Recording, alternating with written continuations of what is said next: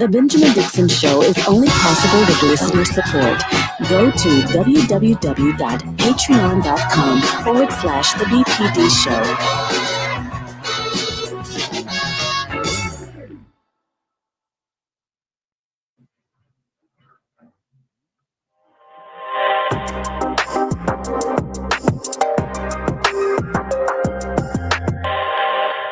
I am independent journalist Georgia Fort in for Ben Dixon.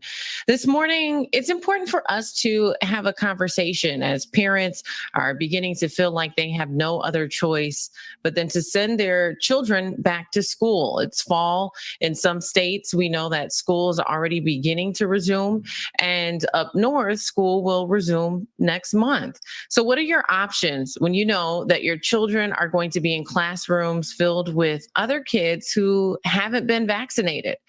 What does that mean for your family's health? What does that mean for the pandemic? And truly, are there any other options? That brings us to our guest this morning, Anthony Galloway, Dr. Mack, and Adrian Ashby. Adrian, I want to begin with you because this is your first time on the show, and also because you have been homeschooling your children for nearly a decade, correct? Yes, that's right. We started in 2012, and this will be our 10th year homeschooling.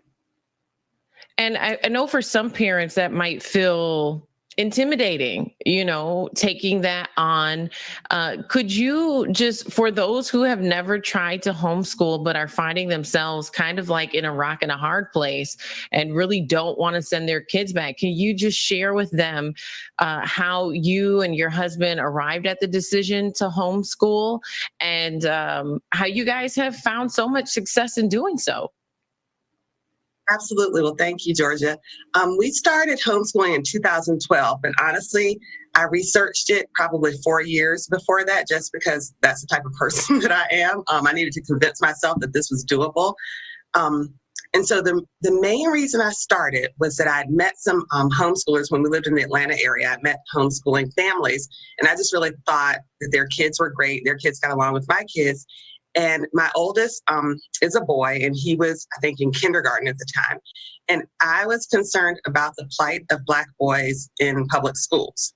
And I wanted to try to figure out what other options he might have or we might have for his education. And so that was the reason that we started this whole thing. I started researching. And ultimately, when we moved back to Virginia in 2012, I was able to start homeschooling when my oldest by that time was in 5th grade, and then my middle child was in 3rd grade, and my youngest, I think, was 3 or 4 at that time. So he was actually still going to preschool. And you have since, raised your kids. You guys have done homeschooling. They are now off to college. Can you share with us some of the achievements that they've made that you're most proud of? Sure. The biggest achievement, I think, is that I feel like my son, who graduated in 2020, went out into the world. So our mission for our homeschool, our mission statement is to develop young adults who love God and their neighbor and who are prepared to engage the world with compassion, creativity, and critical insight. So that's what we're trying to do here in our homeschool. And so I feel like we launched our first kid off, and I feel like he had those qualities: compassion, creativity, and critical insight. He actually got an appointment to the United States Coast Guard Academy. So we just dropped him off on June 28th. We dropped him off at the U.S. Coast Guard Academy in New London, Connecticut. He applied to 11 schools, 11 colleges, and he got into 9 of them. So a lot of people would call that success, and it is success of a type. It lets us know that his education didn't suffer by homeschooling. But the things that I think people don't see is that he's the kid that we get reports back saying, Solomon really helped out his classmates. He took the lead when something needed, to be done. All of those things. That was part of what we were trying to build here while we were homeschooling. Now, Adrian, as your children were advancing, let's say you started 5th, 6th grade, at what point did you know that they had passed or mastered the requirements to move from one grade to another? And then ultimately, when it came to college, did they SAT, ACT, so just tell us how did you all understand the mastery of moving from one grade to the next, and then even how you developed the curriculum, or did you find the curriculum somewhere? So in Virginia, and each state differs. Each state has its own homeschooling laws. In Virginia, we're required to test our children or have them evaluated by a licensed teacher every year. So for my kids, I always gave them every year the Iowa test of basic skills, which I know some people probably remember from when they were in school, which is a nationally normed standardized test. And so I would give them that test at the end of the year, get the results back and send that into the school district. And we would get the results back and see, they would break down for math and language arts, what percentile your children were in, so compared to the national, all the kids who took the test at that time, what percentile they were in. So that gave us good feedback. And it also gave us language to speak with people who may not understand homeschooling. Most people understand standardized test results.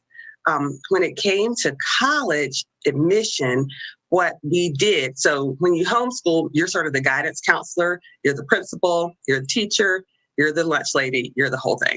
And so in preparing for my son to go to college, we did the PSAT just as people do. We did the PSAT, we had him sit for the SAT, and I had to keep records of every course that we taught at home and keep detailed descriptions of that course, because unlike people who go to school, with homeschoolers, if I say I taught my child Algebra 1, they want to see a description of the course. The colleges, they want to see the title of the book that we used or any resources that we used. So I had probably about a 12-page course description, like you would see in colleges. This course will teach these things, and a transcript.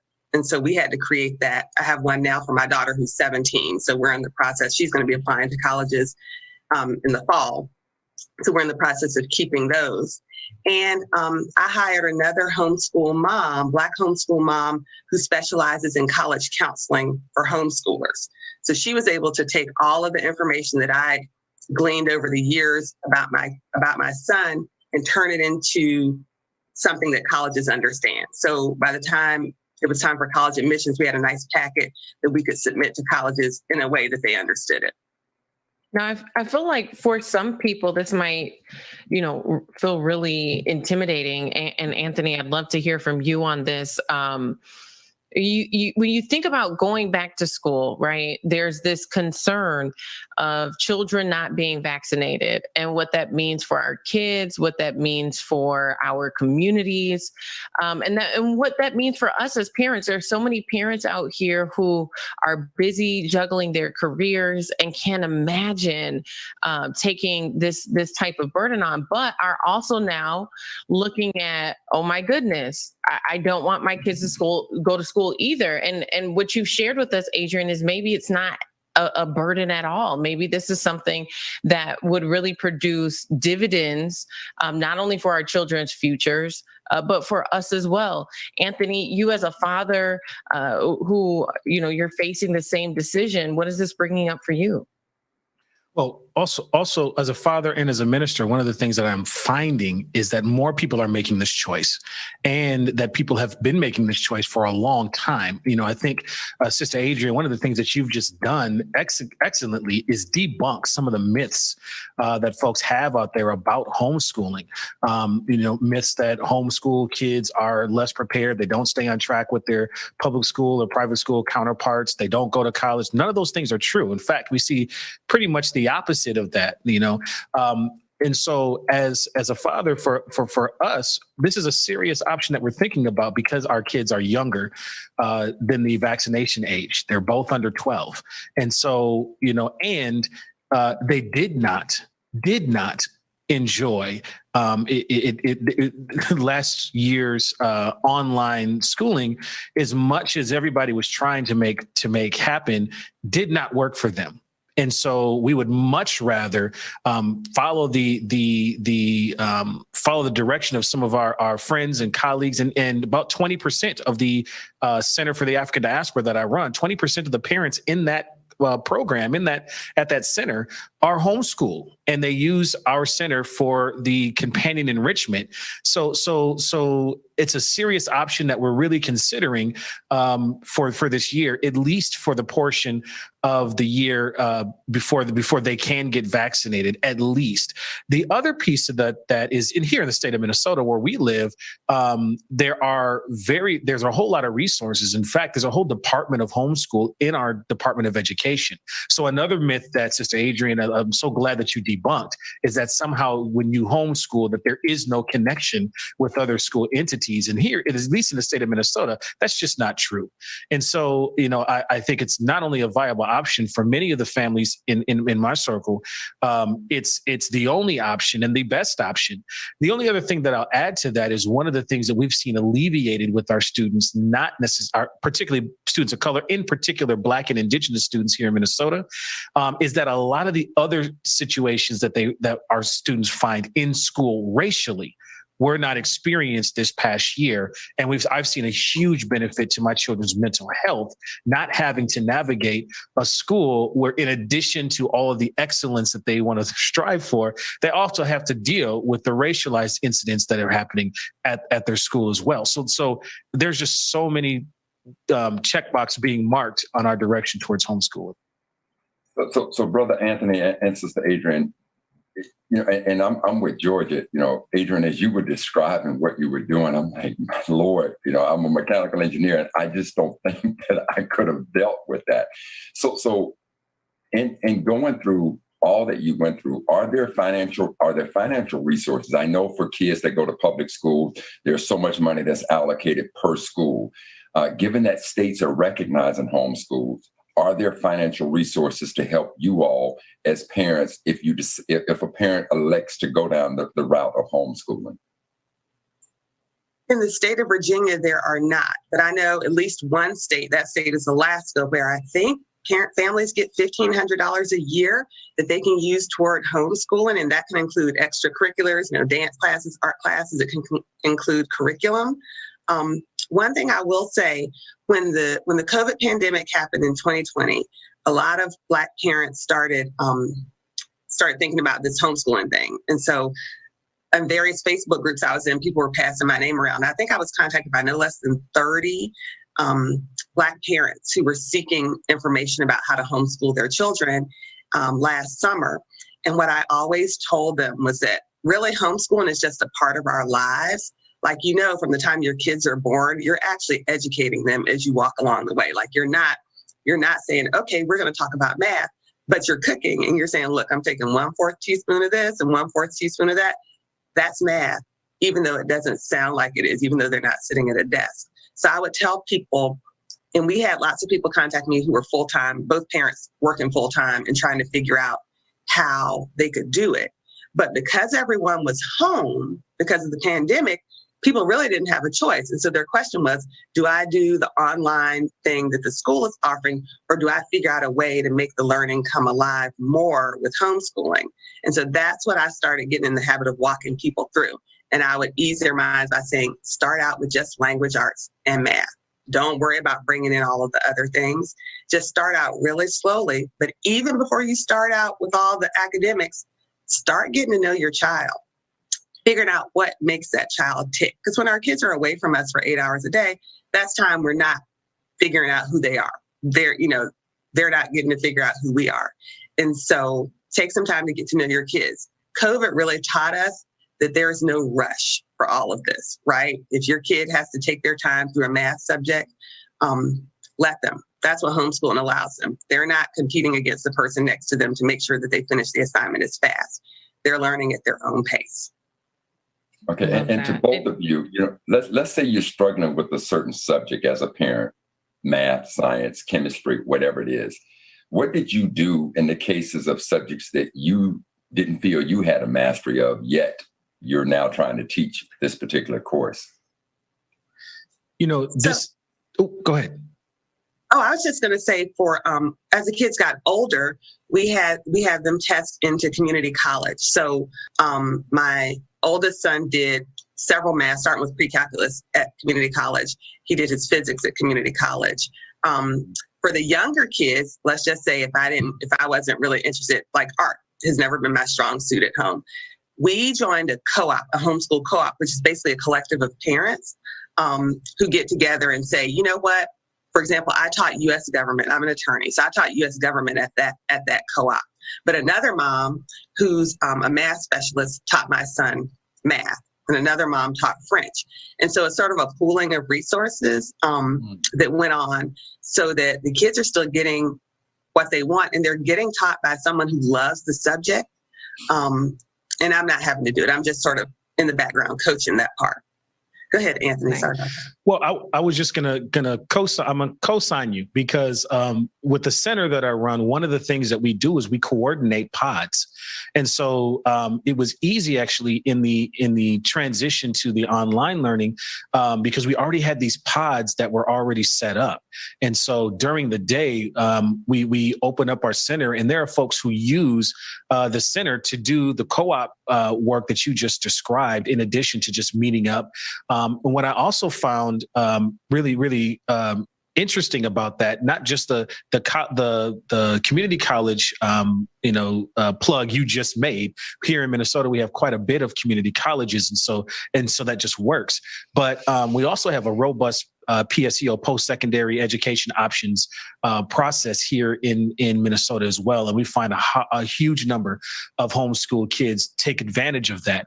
But the other piece that comes along with that, to your question, Dr. Mack, is how many teachers that we actually find in the cohorts themselves. So folks either who have taught for a while. We also have folks, aunts and uncles and things like that, who had been teachers, who may have retired, who can drop in for one class because they missed it so much. There's a plethora of resources that I just, through the parents who are utilizing these pods at our center, finding that this resource was there.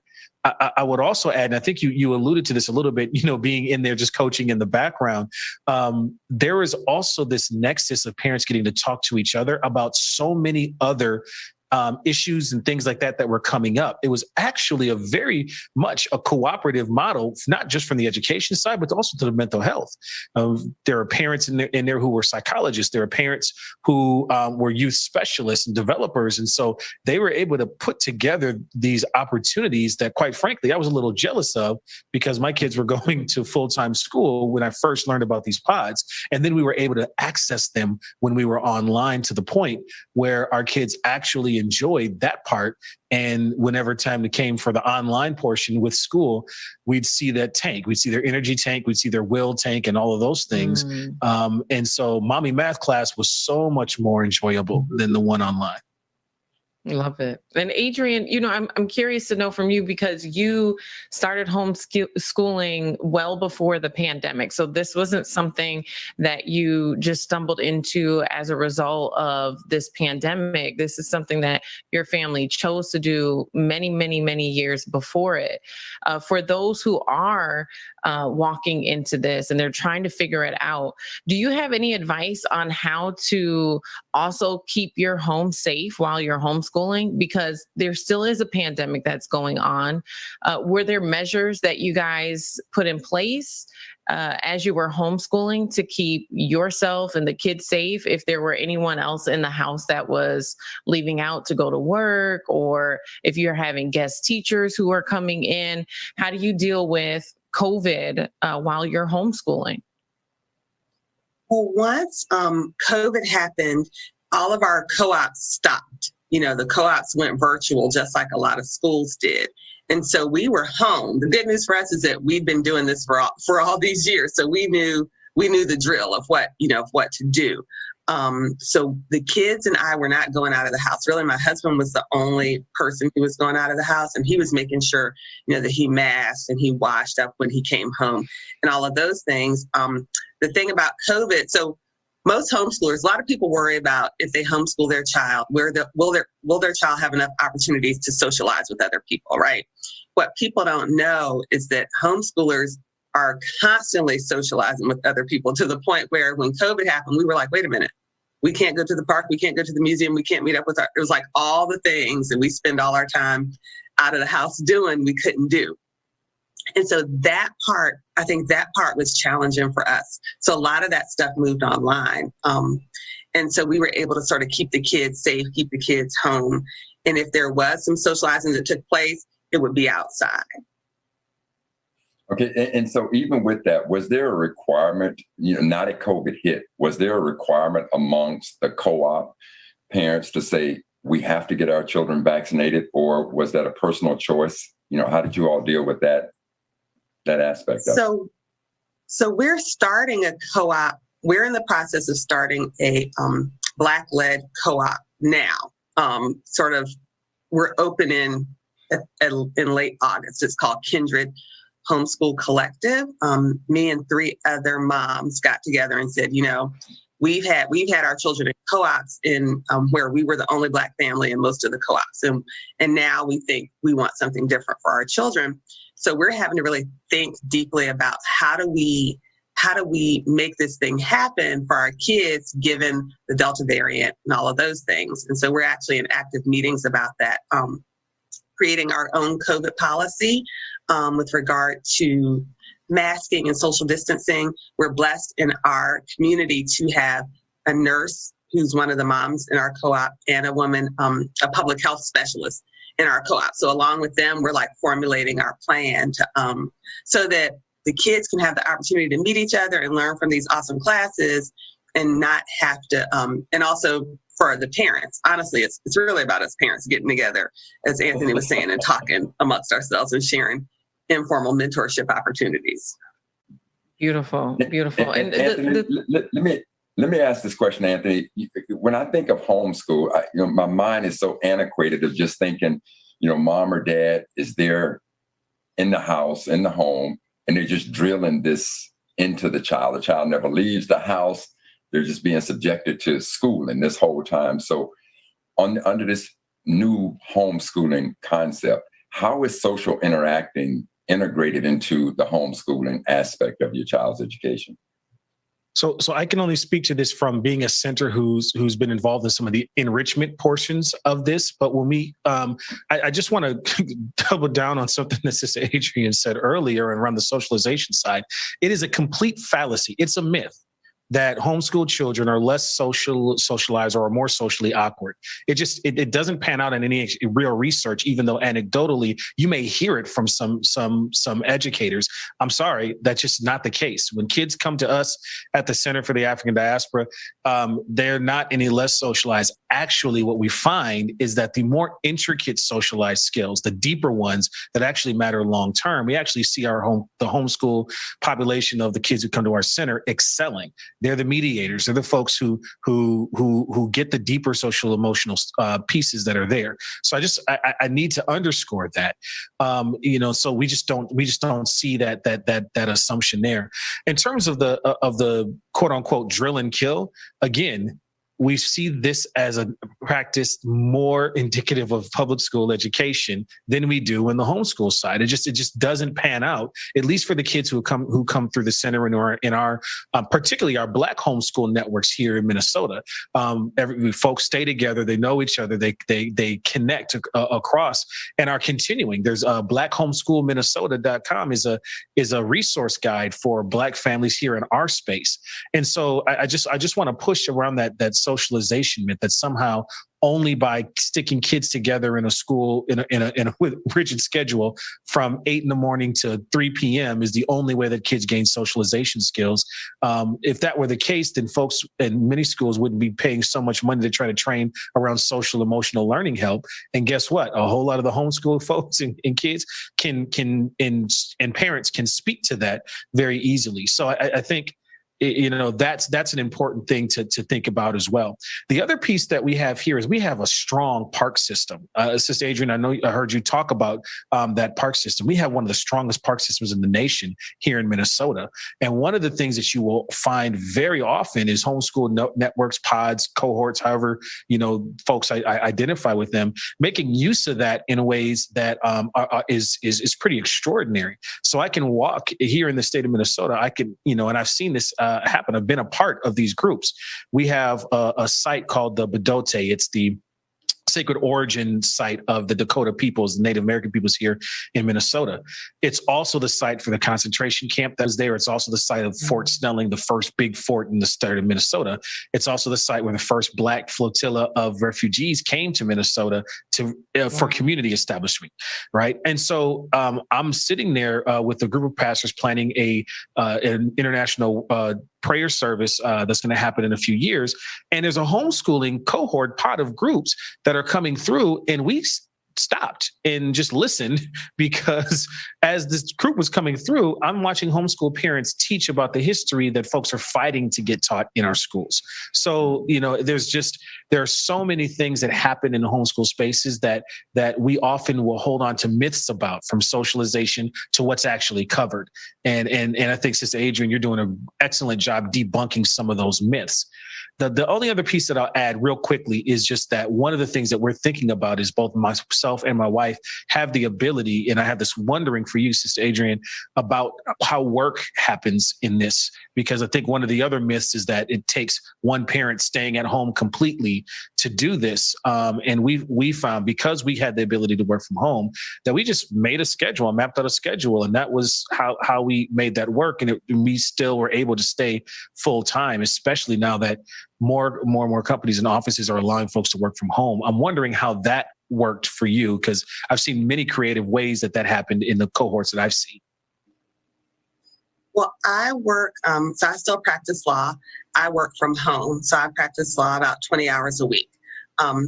One thing that people don't realize about homeschooling is that homeschooling does not take the long amount of time that a school day does, right? So people's kids are in school from 8 to 3 or something like that. And they're thinking, oh my goodness, if I homeschool, I need 7 hours worth of time in order to educate my child. That's just not true. There's a lot of time in school that is spent in non-educational time, right? We think about all the things that we did in school that were not time learning. So what I do to make it work, I get up early in the morning, as probably a lot of parents do. I get some time in with my work then. And then once my kids are up, we sort of have a relaxed schedule around here. Once my kids are up, we have our morning meeting. That's when we sit around the table. We talk, we sing, we read poetry, we pray, all that stuff. And then we talk about what's going to happen for the day.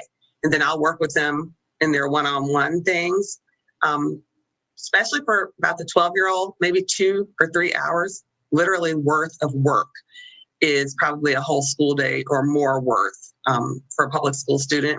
And then I usually spend the afternoons doing my work.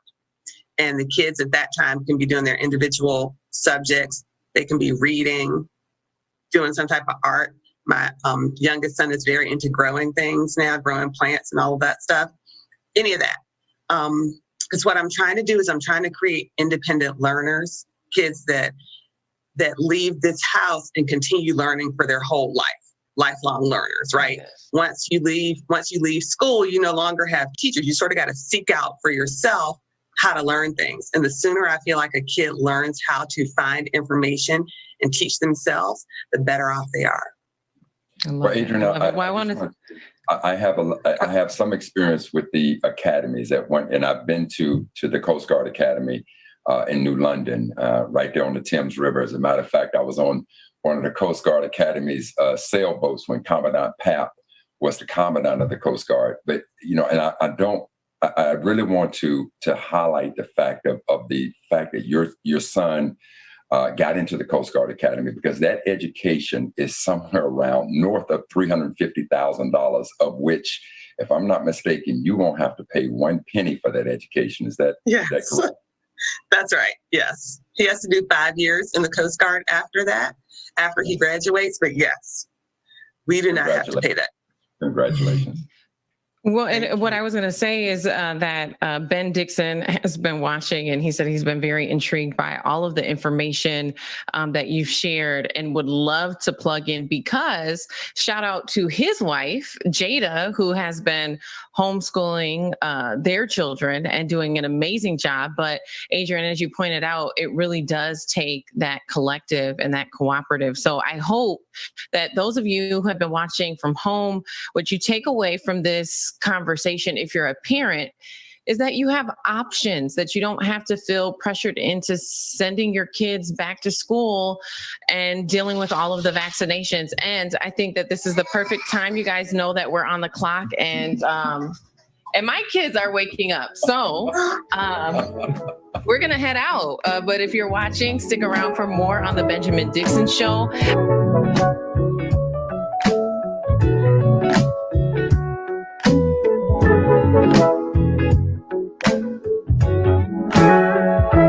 Darling, I would die for you. Tell 1,000 lies for you. Love you like the ocean, love you in slow motion. Anything it takes to make you stay, but I can't rely. Welcome back. I wanted to bring into the conversation journalist Mary Poppenfuss. She is a journalist for the Huffington Post, and I want to talk about her article, which intersects, unfortunately, with everything that we're discussing this morning. She's covering the Texas Senate bill that's dropping the teaching requirement that the Ku Klux Klan is, quote unquote, morally wrong. And we discussed this on the show this week and a little bit last week. Mary, thank you so much for joining us this morning. How are you? My pleasure. I'm great. Thanks for having me. Tell us about your research into it. We've been covering it because of the absurdity of it, right? The suggestion that there is some type of moral equivalence, and therefore we should not discuss the immorality of what was clearly an immoral institution, or is, because it's still with us. Yeah. It was shocking. Actually, I wasn't the first one who covered it. The Texas papers had the story Friday, and a lot of people talked about white supremacy, and that white supremacy was no longer to be considered, or no longer to be taught, as morally wrong. And I looked at the bill, and I think my story was picked up because I picked up the part about the KKK. I just thought, why not go right to it? Because that's what's at the heart of this bill. And I think there's something so horrifying about the Klan. And to see we have these great historical photos of the Klan that I pull out when I can, because I think they just strike terror into everybody's heart. And that's what we're talking about. I mean, our house is on fire. I'm sure this is going on elsewhere, but Texas put it in black and white. And it took me a while. There was an earlier bill that was passed. It was a House bill that was passed. I think the governor signed it in June, and that had the list of the curriculum. And I saw the Senate bill, and I thought, well, where is it? What did they cut? So it took me a while. It took me about a day to compare the two bills. And there's a long list of cuts. I mean, they cut the Emancipation Proclamation. They cut every woman's name out of the required curriculum, every person of color's name. They cut out the entire Native American history. And of course, the most shocking was that, white supremacy, including but not limited to eugenics and the Ku Klux Klan, would not be taught, and it would not be discussed as morally wrong. So this is just like ground zero of what's happening in this country, I think. And they were dumb enough to put it in writing. Bro, Mac. So you have to go back and ask the question then, is murder morally wrong? Nobody could argue that. So, from a historical perspective, let's understand when the Klan came into formation. The Civil War is lost, which now, and you go back to January 1st, 1863, when Lincoln issued the Emancipation Proclamation. So let's strip that as well. But then after the end of the Civil War, April 9th, 1865, now you got the passage of the 13th Amendment on December 6th, 1865. That loss was so devastating that now 6 ex-Confederate officers meet down in Pulaski, Tennessee on Christmas Eve, December 24th, and they find this little group known as the Ku Klux Klan. So now let's come more into modern day, and let's talk about the morality. Just a couple of cases of the morality behind the Ku Klux Klan.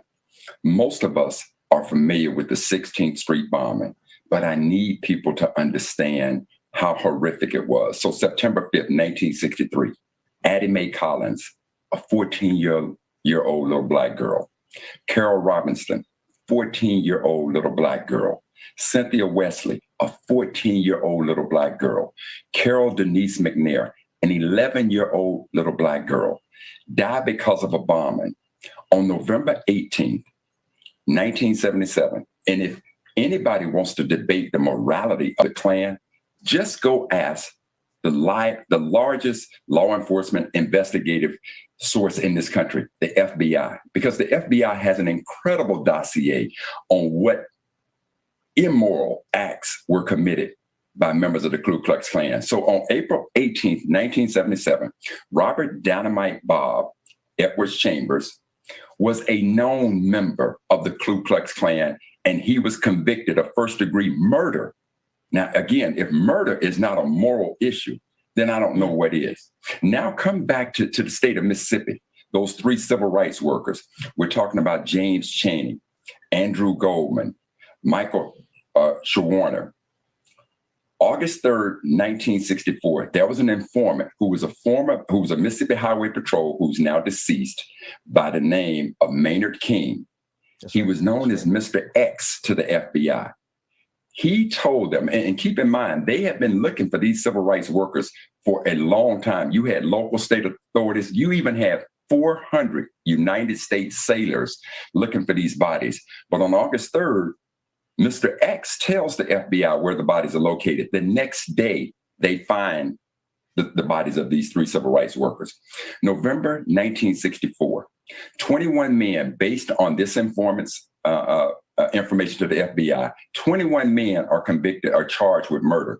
The state of Mississippi, and knowing they were Klan members, the state of Mississippi refused to bring charges against them. So on October 6, 1967, in a case, United States versus Cecil Price. But who was Cecil Price? Cecil Price was a deputy sheriff in Neshoba County. Yes. Yep.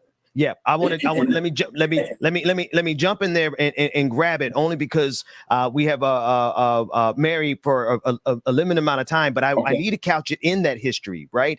So there is a clear historical precedent for the immorality. I mean, the receipts go on and on and on and on, but there's a game that is being played that has very deadly consequences. And it's a game of, are they trying to get away with a whataboutism? Are they trying to say that it's all a wash? Or are they simply saying, we don't care that that the KKK is immoral? We're taking a firm stand on the side of the KKK in your research.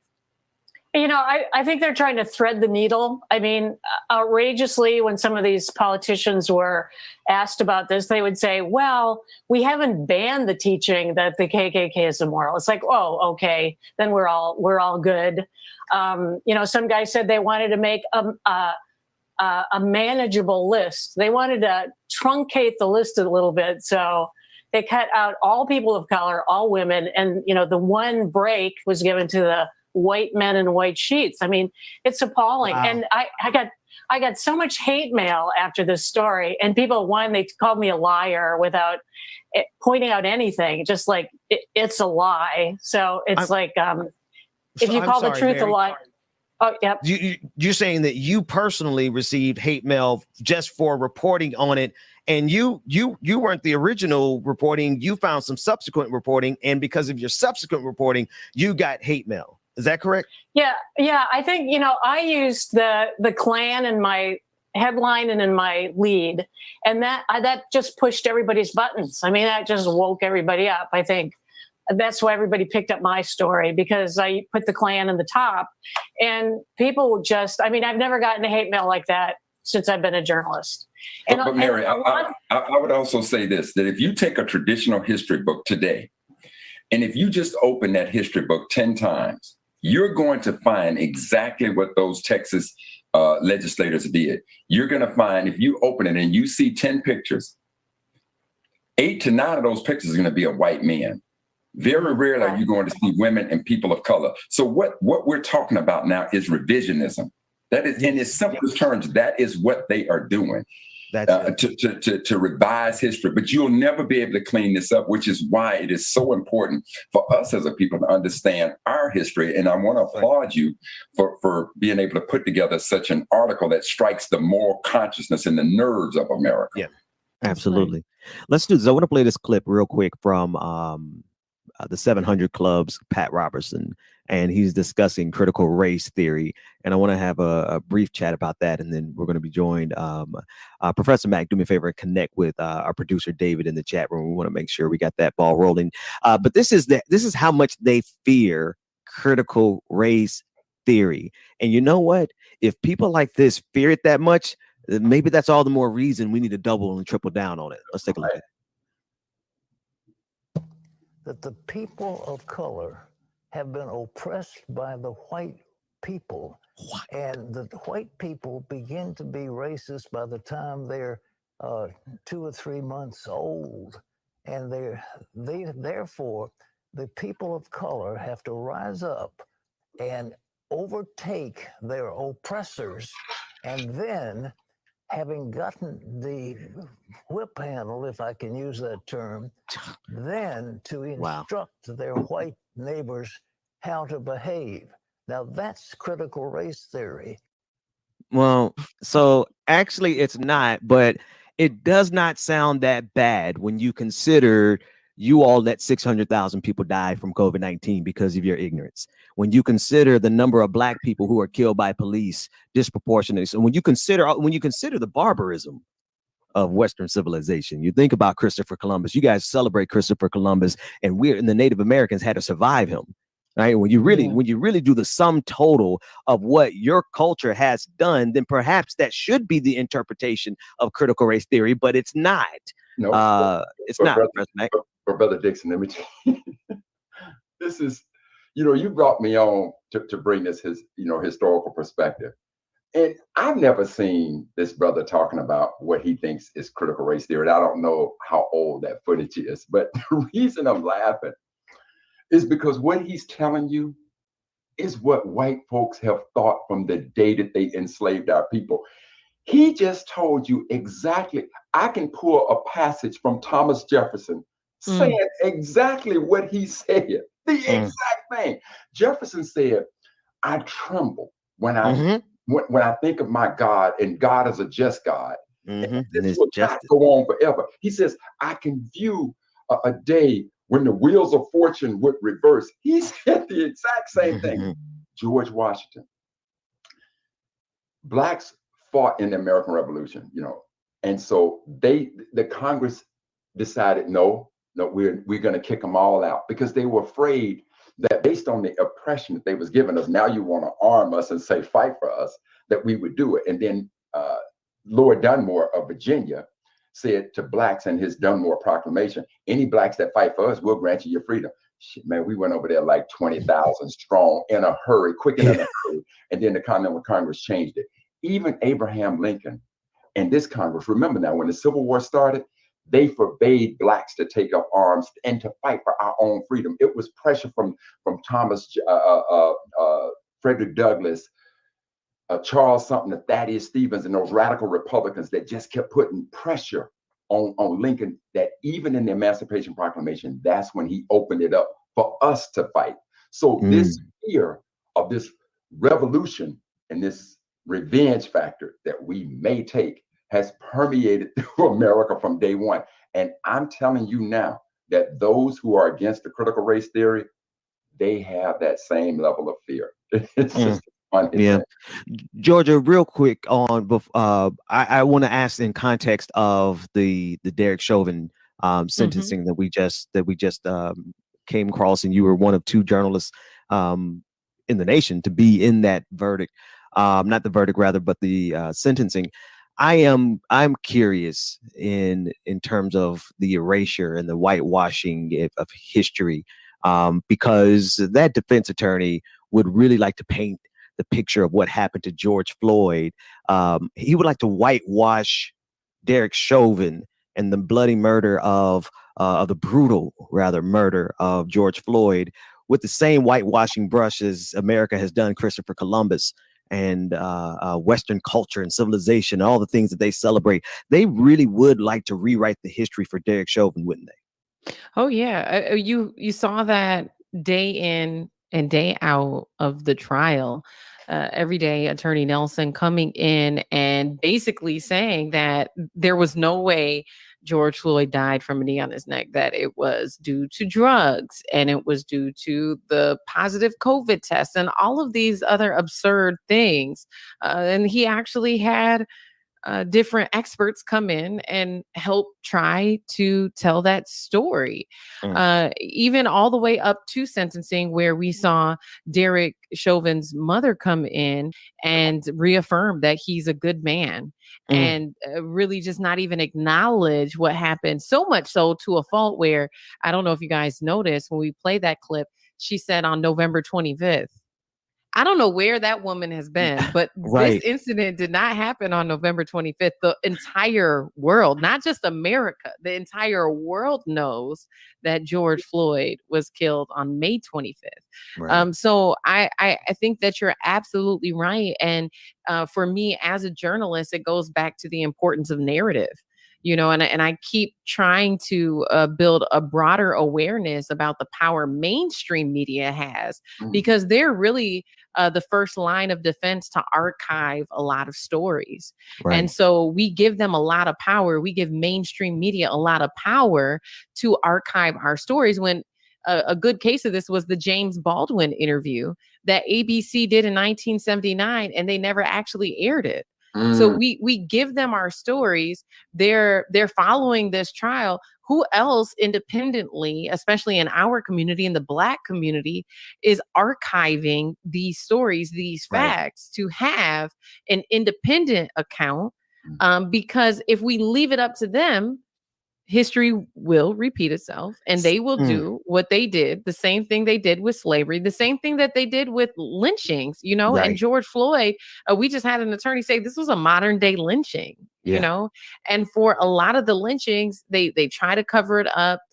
They try to justify it. They make it more palatable, all of those things. So I think that you're right. And, you know, in covering this case, there was a piece of information that I actually wanted to run by Dr. Mack.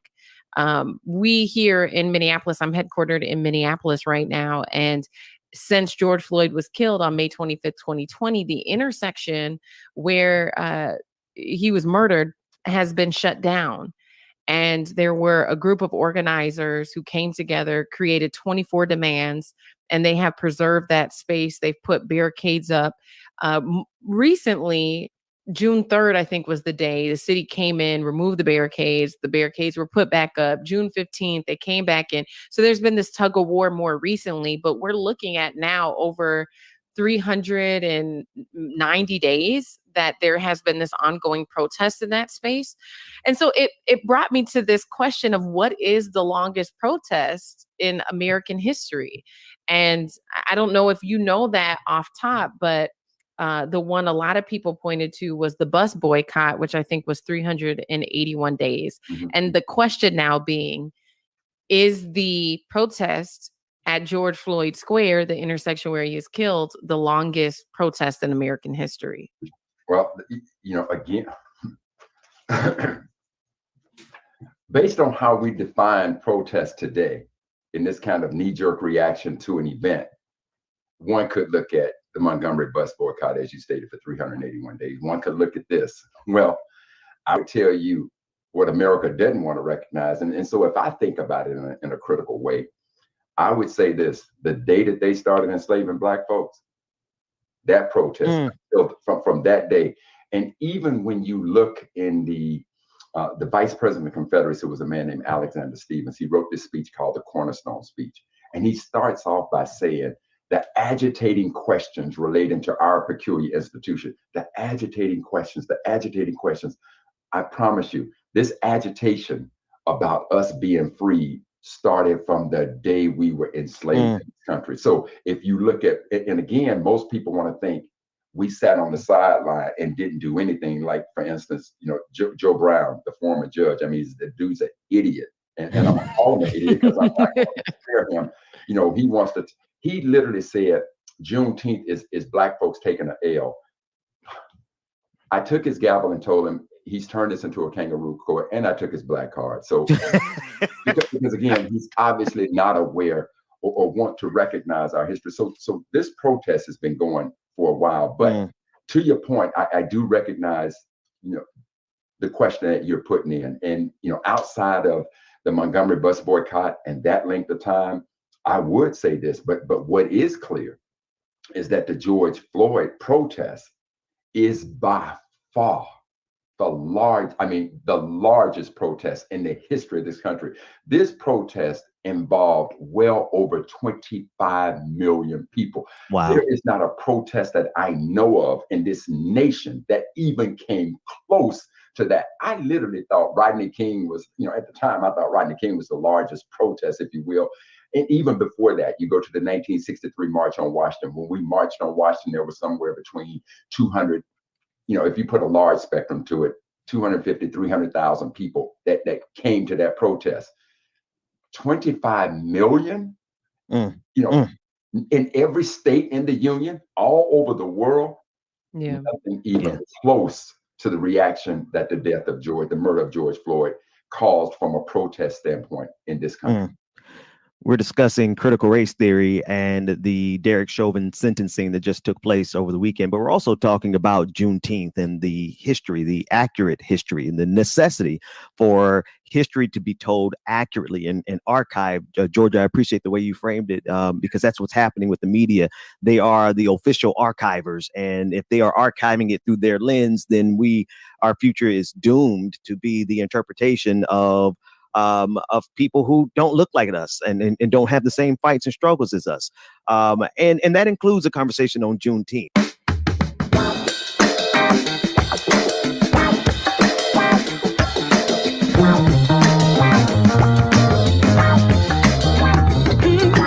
Baby, you set my soul on fire every morning and every evening. And maybe we can't get any higher, but if you like to take a ride, we can discover what we're hiding. Making you move, it sure looks good. That is something that Marjorie Taylor Greene is not. And she actually is coming into a moment where I think that she's, apologetic about a couple of things that she said about I'm shocked too, about a couple of conspiracy theories that she's thrown out there. I guess she visited the Holocaust Museum recently. And for the things that she said, like the conspiracy theories that she's tied to, with the disrespect that she's tied to the people who went through the Holocaust, she now has an apology. She has a change of heart. Let's take a look at what she said. I want to remind everyone, I'm very much a normal person. And I think it's important for me to always be transparent and honest. And I just want to tell you all, I'm really, really lucky. I am blessed with amazing parents. And my dad just passed away in April. But I will say he taught me some great things. And one of the best lessons that my father always taught me was when you make a mistake, you should own it. And I have made a mistake, and it's really bothered me for a couple of weeks now. And so I definitely want to own it. This afternoon, I visited the Holocaust Museum. The Holocaust there's nothing comparable to it. It happened, and over 6 million Jewish people were murdered. More than that, there were not just Jewish people, Black people, Christians, all kinds of children, people that the Nazis didn't believe were good enough or perfect enough. And the horrors of the Holocaust are something that some people don't even believe happened, and some people deny, but there is no comparison to the Holocaust. And there are words that I have said, remarks that I've made that I know are offensive, and for that I want to apologize. And I am just fine and very glad to be able to come out here and do that, because I believe that if we're going to lead, we need to be able to lead in a way where if we've messed up, it's very important for us to say we're sorry. And I love the very beginning of this, Rebecca, where she's like, actually, just play it again. Just the first sentence. Run the first sentence again, David. I want to remind everyone, I'm very much a normal person. I'm very much a normal person. So if you got to start your speech like you that, know you're crazy. Not a normal person. You know you're a terrible person at that. You know, because she's a narcissist. And those are the type of people who will do something terrible, just mess up everything, and then turn around and give their self credit. And label themselves as something that they are not. And she will never hold herself accountable. This was in the moment where the narcissists do this too. They'll utilize words and they'll try to take the empathy. But what they do, they're not placing it on you and how they've hurt you. She's placing it on herself and saying, now that I've seen the light, I deserve for everyone to forgive me for the past things that I've said, my past transgressions. And this is literally, her apology is literally for her repeatedly comparing coronavirus precautions to the oppression of Jews by Nazi Germany last month, declaring that she's removing those comparisons. That's what she said. I'm going to remove those comparisons. Basically, I'm going to take back what I said of the mask mandates. And this is something that I believe goes hand in hand with her conspiracy theories, right? She had those up on site, right? And she had a lot to do with a lot of people not wearing masks. A lot of her people not wearing masks. They would cite her as an example and use her example as well, saying that they feel like they are, Jews are part of the Holocaust and the leader is like Hitler. And this is all for wearing masks. They felt like, to say that about a whole nation of people who were forced, their lives were taken, who were in gas chambers, who were in camps, just because to wear a mask to save your life and the lives of the people around you. The disrespect, the utter disrespect. And then this is the same woman that made her comments when it came to the terrorist, the domestic terrorist, the white domestic terrorist here, and for her supporting the gun laws and things like that. The conspiracy theories that she put with the Sandy Hook and all those things that she put out there. Oh, don't forget the Jewish lasers, the lasers from space. Right, the wildfires. This is the same woman. This is the same woman who has an issue with LGBTQIA plus community and literally was taunting her coworker across the way. This is the same woman, but she's telling you, forgive me for what I said, not let me come and let me really, I'm sorry because I hurt you guys. I hurt a nation of people. No, forgive me for what I said. And let's move on from it. And remember, I'm a normal person. And I'm a normal person. And my dad just died back in April. I'm so sorry. Yeah. So sorry for your loss. I too have feelings. Yes. I too can be cut and bleed the same blood as you. Right. We are one. She's trying the opposite side of the Karen card. The front hand side of the Karen card is the fact that they'll call the police on you. They'll call you some Jewish space lasers and wearing a mask is Nazi Germany. That's Marjorie Taylor Greene. That's the front side of her. On the flip side are the white tears. Oh, guys, I'm such a normal soccer mom. My dad died in April, and he taught me a wonderful lesson that when you're wrong, you can admit it. And like all of a sudden, I have black friends. In the lower third is killing me here. Marjorie Greene discovers the Holocaust. All of a sudden, she discovered the Holocaust. She went to the Holocaust Museum and everything's fine now. She's forgiven. It's perfect. How long ago? Like you're just now. That's what it is for me. No, but she thought she knew. The Holocaust? She was strong and wrong. She thought she knew. Strong and wrong. Here's where it is for me.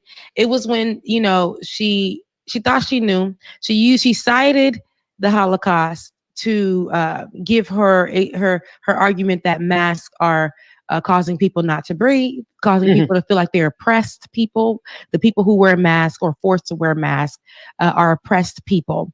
And we need to free them. We need to let our people go. And she made sure she cleaned up for this moment too. And this is where you're giving information that's incorrect. And you finally get information. Now you feel one with the people who have died, feel one with the people who have lost their lives, for the people who you've hurt by saying that. And because you feel one with them, they need to extend their forgiveness to you. Not you literally apologizing to a community of people and saying that you understand that you were wrong, you were at fault, and how you want to move forward to help their communities. Like, this is girl, you're in position to start pushing for policies to assist those people, to assist people who are marginalized, to understand. And then for you need to open your mouth and say, I was wrong because I also put out a rhetoric that was incorrect. Having an opinion about the mask mandate is one thing, but putting out there a rhetoric and making it seem like it's Bible to a group of people, that's another. And I was wrong for doing so. Rebecca, I like how you're framing this. I think the way you're framing it is actually really important for us to understand what Marjorie Taylor Greene is really doing here, and how what she's doing here ain't no different than what Democrats are doing to us. Let me stay with me, because Come on, where's Pastor. the organ? Yeah, I need the organ. There you go. Somewhere around here, I got a keyboard. But no, for real, Rebecca, you're distinguishing the difference between someone who has centered themselves in an issue versus centering the victims of the issue, right? And gaslighters, this is what we do.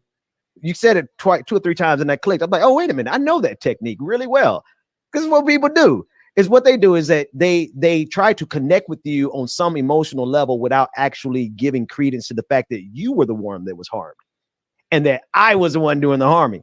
Marjorie Taylor Greene was the one actively doing the harming. She has centered herself in this conversation to be the one to receive the sympathy instead of showing empathy to the people, instead of actually doing anything for the people she harmed. And instead of actually doing anything for us, they love not only Marjorie Taylor Greene, not only the Democrats, just white America in general. They absolutely love giving us something that is like centers them. The Black Lives Matter flags in the window, it centers them. Yeah, you know. Ben.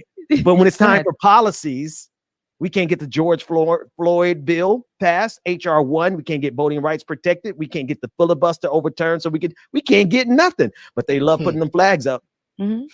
Yeah.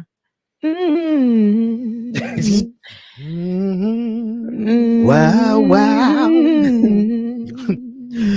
Hello. Come on, Pastor, you in the house today. Well, you do that one. You know you preach love.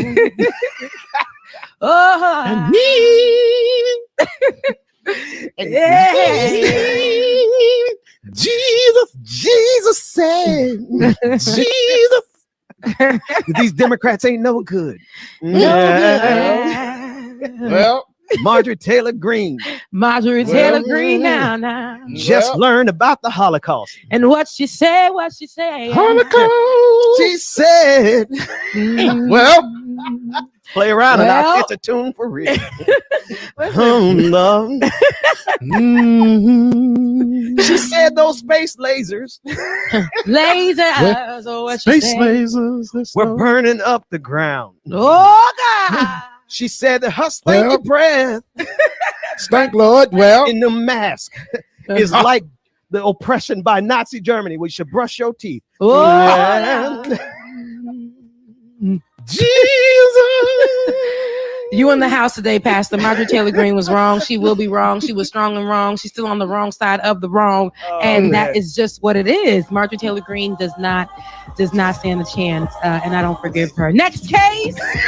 Next case. Look, I'm in line with the stars, I'm in sync with the earth.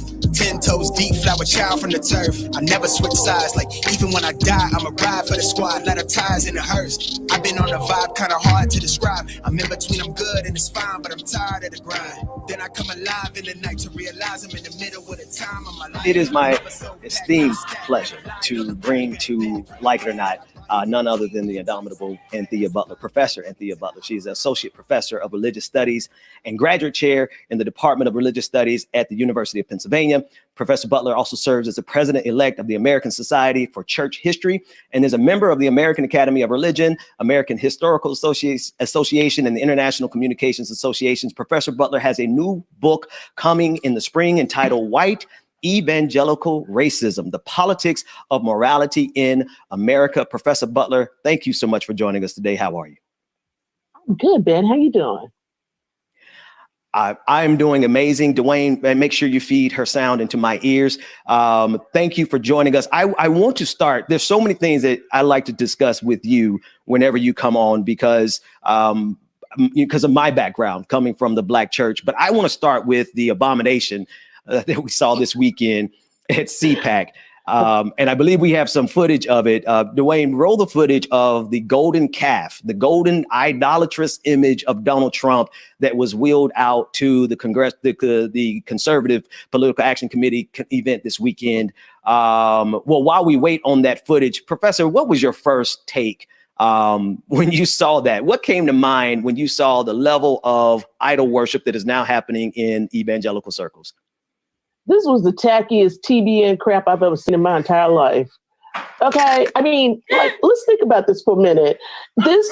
He had on boxer shorts and flip flops. Okay, this is like the fatted golden calf. Okay, it was like a combination between Bob's Big Boy and some like cheap tawdry toy. Except I heard it was made in Mexico, so maybe this was Mexico's way of saying thanks for building that wall. Let's send the ugliest possible statue we can of you. But the fact that they were worshiping it just lets you know everything about evangelicals right now. They are messed up. They are really, really, really messed up. I mean, it's ugly. Okay? Ugly. Are you talking about, I'm sure you're talking about both, but are you talking about the image, yes. the golden image being ugly, or the idea that we have an entire movement of so-called Christians literally doing the exact opposite of what you should not making for yourself a golden image. And here they are. Exactly. They literally, that like all of it is disgusting and ugly, but they're serious about it. Like people lined up and took pictures with it. Like, what does that say in terms of the depth and the breadth of the religious derangement that they tied into this conservative movement?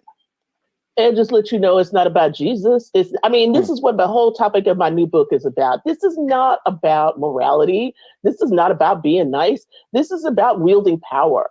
And if they can wield power using a cheap golden statue, they will do it, okay? And the fact that people's lined up to take pictures with this ugly thing and will be placing them up on their Facebook pages, their Twitter feeds, their Instagram, and everything else, lets you know two things. Number one, Donald Trump is in their heads so hard that it's ridiculous. And two, that they don't even see their own abomination. Basically, when you said the abomination of desolation, that's scripture, okay? And this is the abomination of desolation, that they have to worship this very, very ugly statue of their man because he's not in the White House anymore. This is why I love bringing you on, because not only do you give us grounding and historical and religious perspective, but you also just don't have any F's left to give. Like you don't pull any punches. I want to pivot really quickly to the subject of your book. Your book is coming out, and I believe it's coming out this month. Am I correct? Oh, child, wait a minute. Let's do the cartoon thing here. Hello, this is it. It's out, and it will be in your mailboxes in about 2 weeks. Okay. Awesome. Oh, thank you. That's awesome. Anthony Black. Okay.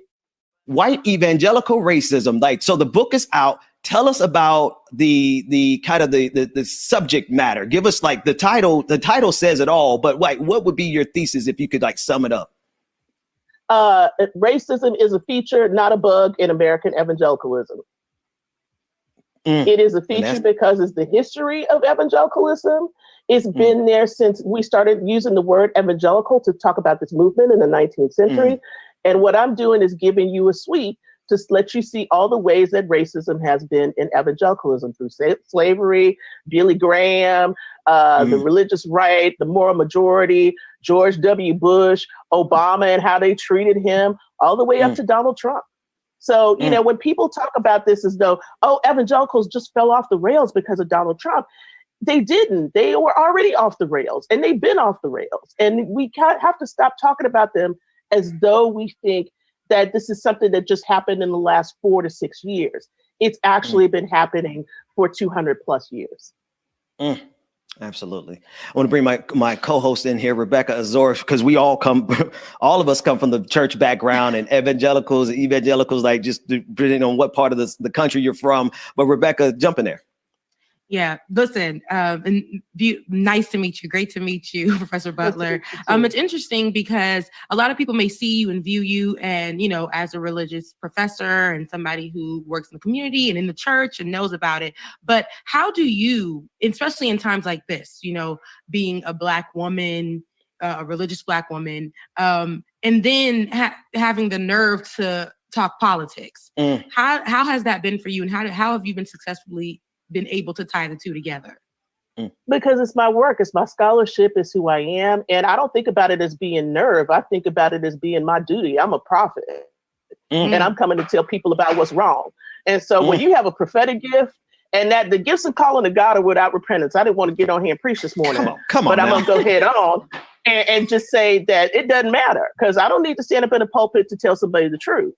I'm telling you the truth right now. And I think that especially for us, African Americans, and especially for African American women who are in these churches, and some of them have voted Republican and have voted for Donald Trump. You need to understand this, that it's time for people to take the wool off of their eyes and see what our history really is. If we don't reckon with this history is going to kill us. It's going to kill this nation. It's going to kill democracy. And until we get to deal with the original sin of racism, we can't go any further. Can you? Oh Lord! So that was good. Actually, look, that was real good. I feel like I want to go and get my organ. My Hammond organ is in the other room. That was enough to shout right there. because right. Don't wait till the show is over. Shout right now. But anyway, I'm sorry. We gonna contain That's this the collection because plate now. Y'all send up them super chats. Professor, in the last time we spoke, we talked about and you contextualize it for me even more, because my thing that I've been saying for a long time with regard to evangelicals has been that at a lot of times in American history, they have literally been the people we have had to fight against in order to get our liberation as Black people. That said, throughout American history, in recent history, right, we have seen where people would lynch us on Saturday night and go to church on Sunday morning. Last time you said not only that, you said that they would go to church on Sunday morning and then lynch us afterwards. Can you talk about that disconnect in the humanity? Like there's like a lack of humanity while they're crying Jesus, at the same time they are crucifying his children. Yeah, well, I mean, it's basically this again comes out of slavery. They didn't think we were human. And so crucifying us, lynching us, or doing anything else. I mean, I got to correct you that the piece that I give in the book, they actually lynched the Black man before they went to church. So you need to understand that it's like church don't matter. It's like, let's do this hanging before we get to church, and then we go in there and praise God. But it's a white God that they're praising. It's a God that they think that is actually on their side. And so I think that one of the things that we have to dissect about this is that there are white people who still don't think that we are human. I have a story in the book that's about, I think some of us probably remember this was a couple of years ago, interracial couple came into a place in Mississippi that asked to get married. They said, we don't do those kind of weddings here. We only do Christian weddings, right? So they don't even think we're Christian, let alone human. And this is part of the issue. And I think there are more people in America that really believe that than don't. And I think we have to start dealing with that. Wow. And Professor Butler, it's interesting that you said that this is a white God that they're believing in. This is, some made up God that they're going by. Since back in the day, they would, like you said, they would lynch before they went to church. After they went to church, it didn't really matter. That's just what they believed in. And they believed that their God was okay with this happening. It's very interesting because when you say that this white God, it's almost like right now how they're praising Donald Trump, this white God. They have made this golden image, and this man who has brought racism to has highlighted racism as something so good, right? Allowed white folks to take off their hoods and walk in and do things like the insurrection. I relate that to the same thing. These people will use their white God and to say that this is why they're doing what they're doing. Like we have these evangelicals like Paula White who say it's okay to do a lot of these things, calling on African angels, child. It's all wrong. It's confusion and but this is what these are the morals that they stand on to back up and defend the things that they do, like they've been doing for centuries. Right. So, right. Yes. And and I think that we need to just understand what that is. What you say is very true. I mean, let me just put it to you as blunt as I possibly can. In the insurrection, they prayed in the Senate chamber, but they also put feces all over the Capitol. So what kind of God is that? Some white supremacist barbaric God that they came out of the Caucasus Mountains with. I'm sorry, because it really does, because then they have taken the last 40, 50, 60 years, and actually longer than that. But I'm just thinking, like, since the evangelical movement tied themselves to the conservative movement in response to Roe versus Wade, and in response to Jimmy Carter, they've taken these last 40 years and inserted themselves into the national conversation on the side of what they decide or they determine to be, quote unquote, sexual morality, right? But have zero regard for economic morality, have zero regard for the lives that they take with the military industrial complex. Can you talk about the selective morality of religion in general, but specifically this white evangelicalism that is tied itself to both imperialism and capitalism?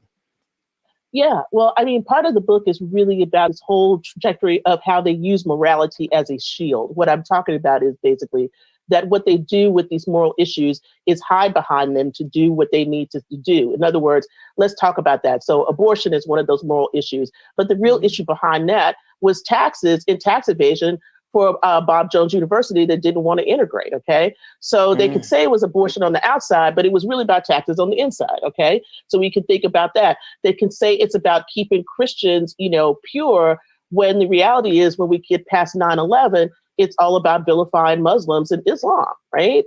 And saying that that's okay and it's okay to kill, people and to go to war and do all of that. How George Bush justified war. It's the same thing that they did to say, well, Obama was a Kenyan Muslim, so they could get 2 for 1. He was also, he was an immigrant who was not saved. And then he was also a Muslim. So, that made it 2 birds with 1 stone. So all these moral issues that they claim to say are actually just shields for the dirt that they're actually doing, for the kinds of things, the warmongering, the capitalism, all of this stuff comes out of, we're going to put morality in front of everybody else. Meanwhile, we will forgive people like Ted Haggard, who slept with a dude that he met online. Okay. And, I don't care who you're sleeping with, but stop trying to tell us that homosexuality is bad when you got dudes that are stepping out on their wives every day in evangelicalism, doing what they need to do and treating their women badly. Rebecca, we got to let that one breathe for a second. Yeah, air it out. You're totally right. And that just goes behind and towards the truth of the matter. These people are hypocrites, and they expect only their law or when they do wrong to be covered because they're white, right? They're white supremacy. And they're, they believe that when they already look at us as inferior. Till this day, like you said, they still look at us as inferior, as if God will not, or the God that anybody serves will not hear our cry because we're just inferior.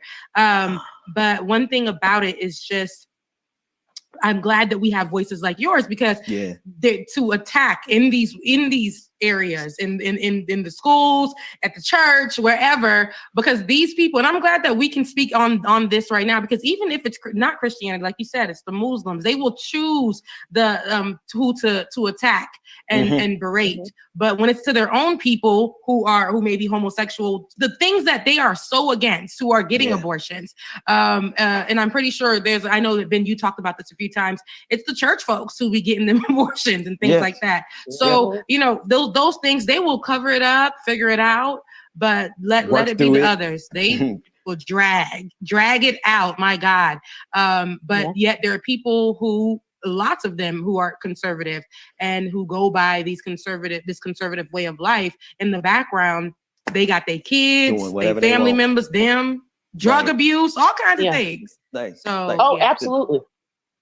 The double standard is something that that I saw, and you know, just in case people are wondering why we're so hard on white evangelicals, because one, we should be, but then also this is a level of hypocrisy that just transcends humanity in general, but especially in religious circles. I have a kind of I want to shift really quickly with the few minutes that we have here. The other thing about this is the way that evangelicals and religion in general has this very myopic interpretation of the universe, God, all these things in the first place. It's just something that dawned on me a couple months ago. And it's like, you know, you have all these people who are on these political platforms in these pulpits who are shouting about how great their God is.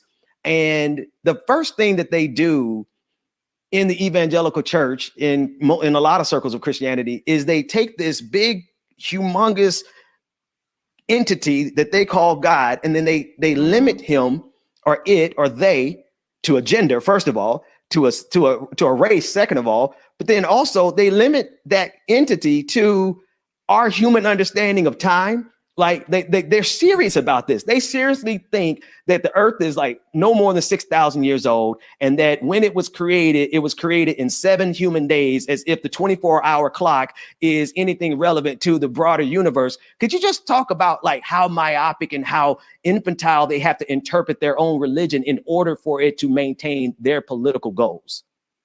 Well, you know, this is where I'm going to get back into the weeds again and go, this is 19th century stuff. This is when Bishop Butler said, you know, the earth was this many years old, and this is how you calculate it. And they're actually relying on some old school 19th century things to make their Bible fit their 21st century worldview, which really is kind of a basic, not professional, not thought well, not educated worldview. Okay. So when we talk about things like creationism and all that, they've got a big old, I don't know if you know this, but there's a big copy of the Ark in Kentucky. There's a creation museum for all of that. You can go through the Holy Land and Florida. I mean, they make everything literal, right?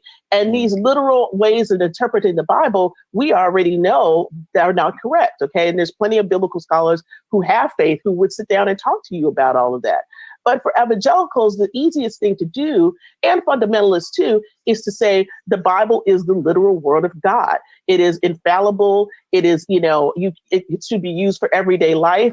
I mean, if that's the case, then you could cut up your sister if you thought somebody raped her and throw her everywhere if you take the Old Testament at its word, right? But they don't really even pay attention to all of that stuff. And I think that one of the things we have to understand is that you can put this on a spectrum, whether we're talking about fundamentalists in Islam or fundamentalists in Judaism or fundamentalists in Christianity. They all have similar aspects to them. They all think about their scripture as being this kind of literal text that they have to live off of. It makes them not see anything about science. We could go into the whole COVID thing and talk about how many church people have died because they still feel like they need to go to church and there's COVID, right? And they don't understand science, and they don't care about science, and they think God is going to protect them because God is this little thing that they can manipulate. And then the next thing you know, they are burying folks, and they're replicating the same thing at the funerals because everybody is gathering around a coffin, right? And so they're spreading the Rona everywhere. So these are the ways in which this is really hurting us right now and hurting the people around us. Everybody's got somebody in their family, I do too, who, you know, thinks that God is going to save them from everything. And I'm like, that's not quite how it works. And you think that God is involved in these little pieces of your life, when if God is everything, and if God is running the universe and made the universe and all this stuff, then maybe you should think about the fact that you have to exercise some common sense in your everyday life and think about what you're doing instead of running around here without a mask thinking that God's going to save you from stuff. Right. God can't save you from your own stupidity. Right. Exactly. God, he can't save you from your intentional obtuseness. And this is what we're drenched in. And I think it's so pertinent. You know, a lot of my supporters are not believers, and they understand the importance of these conversations, however, because of the impact that religion has in American politics on a level that just cannot be ignored. And so your work and your research, as well as your upcoming book, is a critical one. Professor Anthea Butler, Associate Professor of Religious Studies at the University of Pennsylvania. And the newest book, before I let you go, your latest book that is out, White Evangelical Racism, The Politics of Morality in America. Please pick up that book. Thank you so much for joining us this morning. Thanks for having me. It's my time to ride. I'm young, I'm free. Can't nobody take me here and now. It's my time to ride it out. It's my time. It's my time. It's my time to ride. Why do you sound like a black man? No, you sound like it's everybody else who did things much worse are already home. Okay, Billy Bob and them are home. I've been here for a month, and they're going to sit for another month. Everything's the devil to you, mama. Everything's the devil to you. I got a whole farm out there with horses, and who's tending to my horses? There's nobody tending to my farm. What the hell you mean I can't get out of jail? This is some Black Lives Matter stuff. They're behind all of this, and the whole reason why I'm here, Billy Bob. Do you hear me? Do you hear me, Mary Sue? Do you hear this? The whole reason why I'm here is because you know what? Christ on the cross. I don't want to be in here. It took me out. Got me in here with these colors. These colors. They're touching me. They're looking at me. They're waiting for me to get out there to go get my lunch. Can't even eat my lunch in peace. Yeah. Some big black guy said he's going to take me in the shower. What the hell does that mean? Now they're trying to brand me with the swastika. I don't even anything like that, but I don't want to be with the swastika.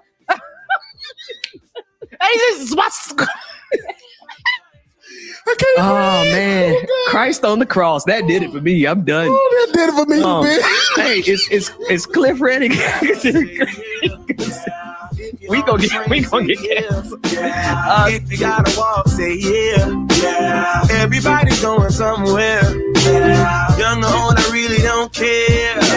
Life has never really been fair. So put your fist up in the air. Say yeah. So we can talk about our evangelical friends a little more. Let me see if I can put some of this together. I heard the United States Navy is about to enter the prophetic scheme. Watch for this. I heard the Pentagon say, whoa. I saw the Oval Office dark.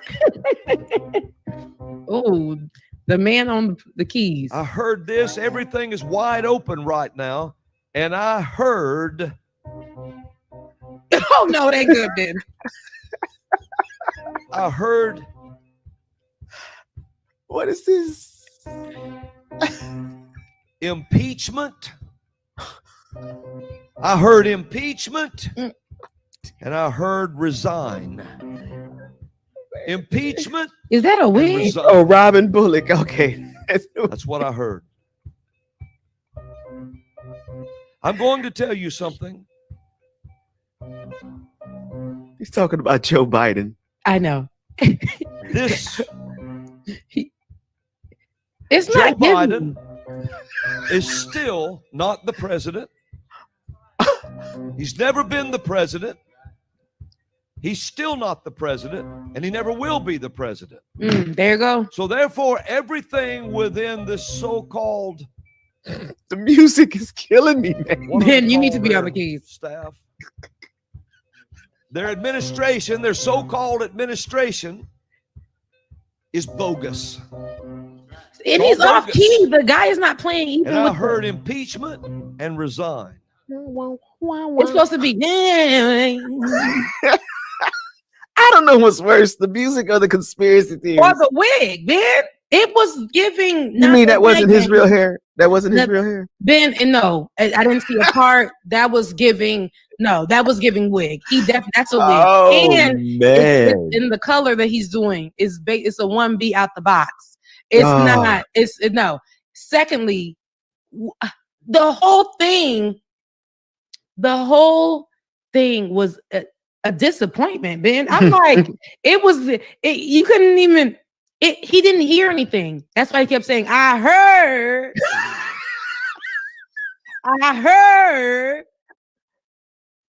I heard, and he didn't hear nothing. See, that's the thing. He was asking God to. He was asking God to give him something, and the Lord didn't give him a thing. Let me tell you something. Has he not learned from old girl. I keep forgetting her name because the Lord doesn't want me to remember. But Paula White supremacist. Has he not learned from Paula White supremacist? Okay, because right now he's not. They're not call on no African angels. No, don't call on no African angels, and don't ask God to give you a sound from the earth. You deaf, right? That's all you hear. That's all. Because then that's why they quiet. Because he's supposed to be like, "Come on, Pastor, you better say that." All right. Oh, you in the house today, Pastor? But it was then. That's about as good as I. That's about as good as I play. Then no, it would have been. And then the man on the bass would have been blah, blah, blah, blah. Like it would have been something. Okay, it would have been a sound in the earth. But this right here. And then because I need to ask, this is Pastor, our self-proclaimed prophet Robin Bullock, and I need to ask him if at the end you're declaring that he's not president, he'll never be president, he never was president, then how the hell can he be impeached or resign? How do you resign for something you're not? Listen, Laura Estrada said it perfectly, right? She said, "Billy Ray Jesus."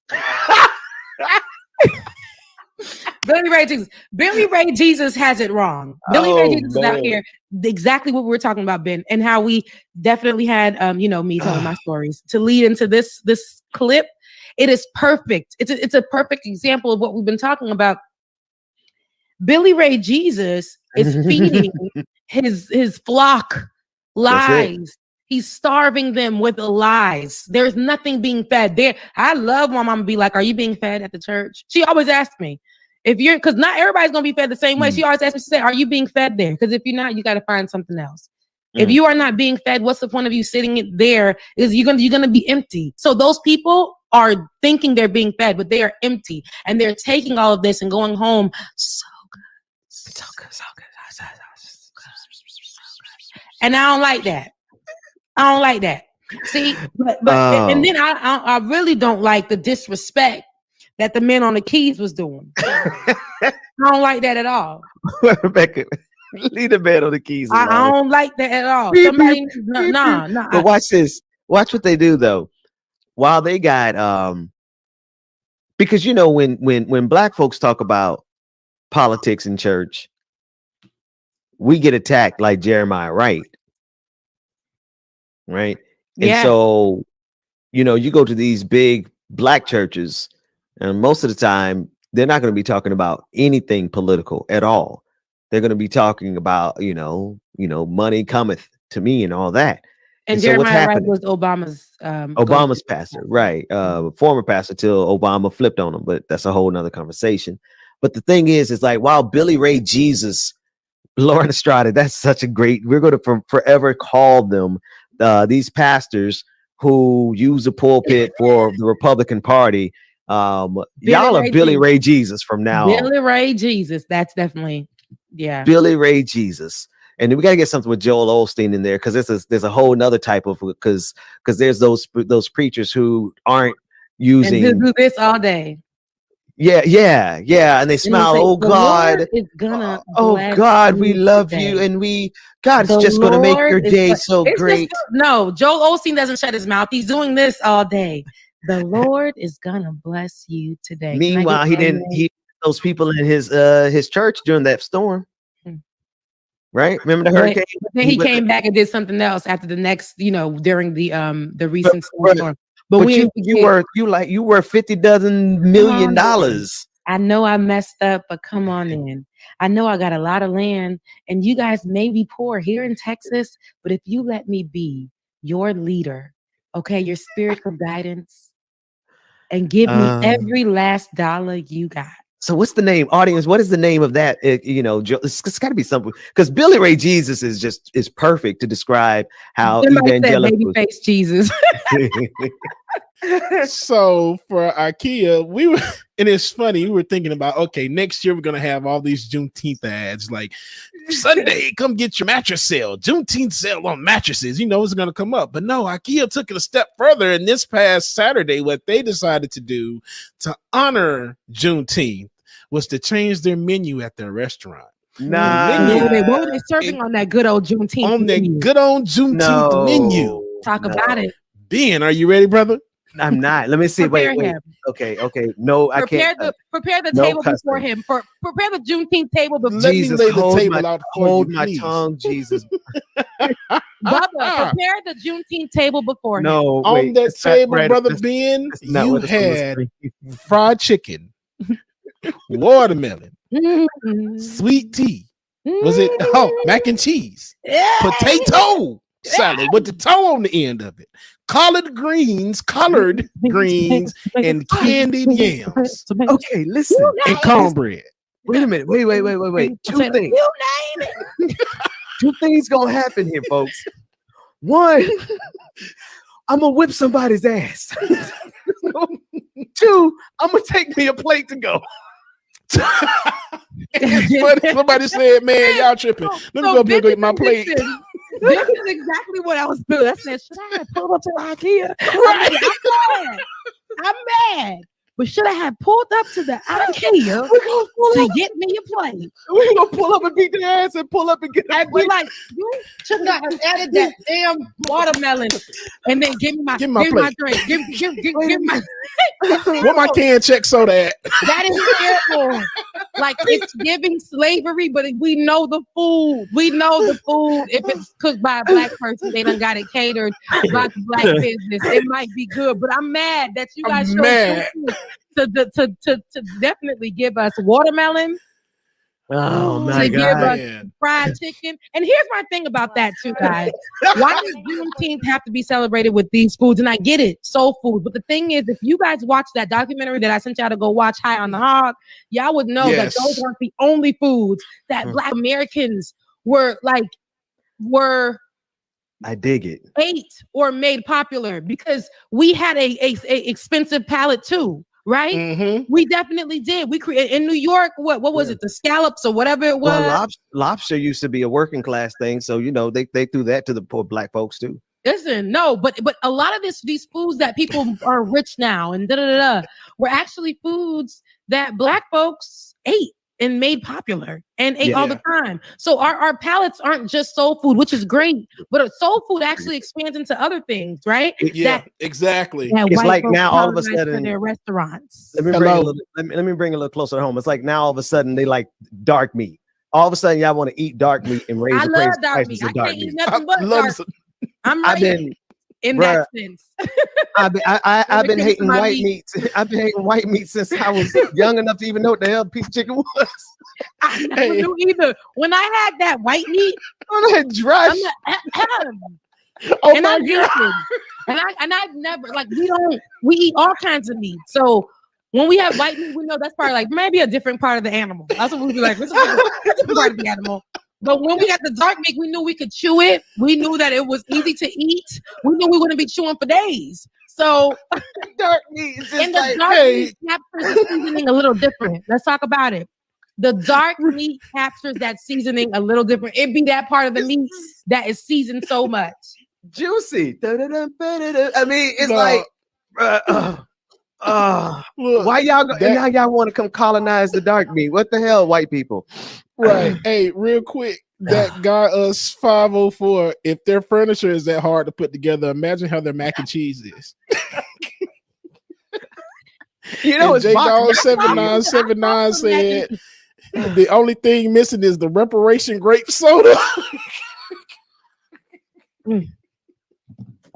Y'all know what can it come in too. Y'all know, like Haitians love this particular soda. We like Jupiter, and then there's this other can. It's green, and it has a little girl on there with freckles with watermelon, and it just gives me racism. But when I say the soda was so good to us after church with pate, Haitian patties, we would chug it down. But every time I drink it, I said something is up with this can. I don't know why I don't feel connected to the image on this can, but the damn drink was so good. It was so good. Oh my gosh, I hate y'all. I sure gonna need a disclaimer, man. You better wear some damn pull-ups. Fried chicken, watermelon, potato salad. Yeah, With the E on E. But here's the problem, y'all. They probably listened to Wait that a minute, song wait and they a were minute. like, check, check, check, check. We What be else lying. is black people like? Yo, we that was be the other lying. part of this. All right, go for it. Oh, I was about to say, so when they had the committee that met about this to talk about the menu and see what they were going to do, there were no people of color on the board at all. Wait a minute. Okay. You Yeah. mean some No white people of folks color on the decided board. this menu? Yes. Yeah.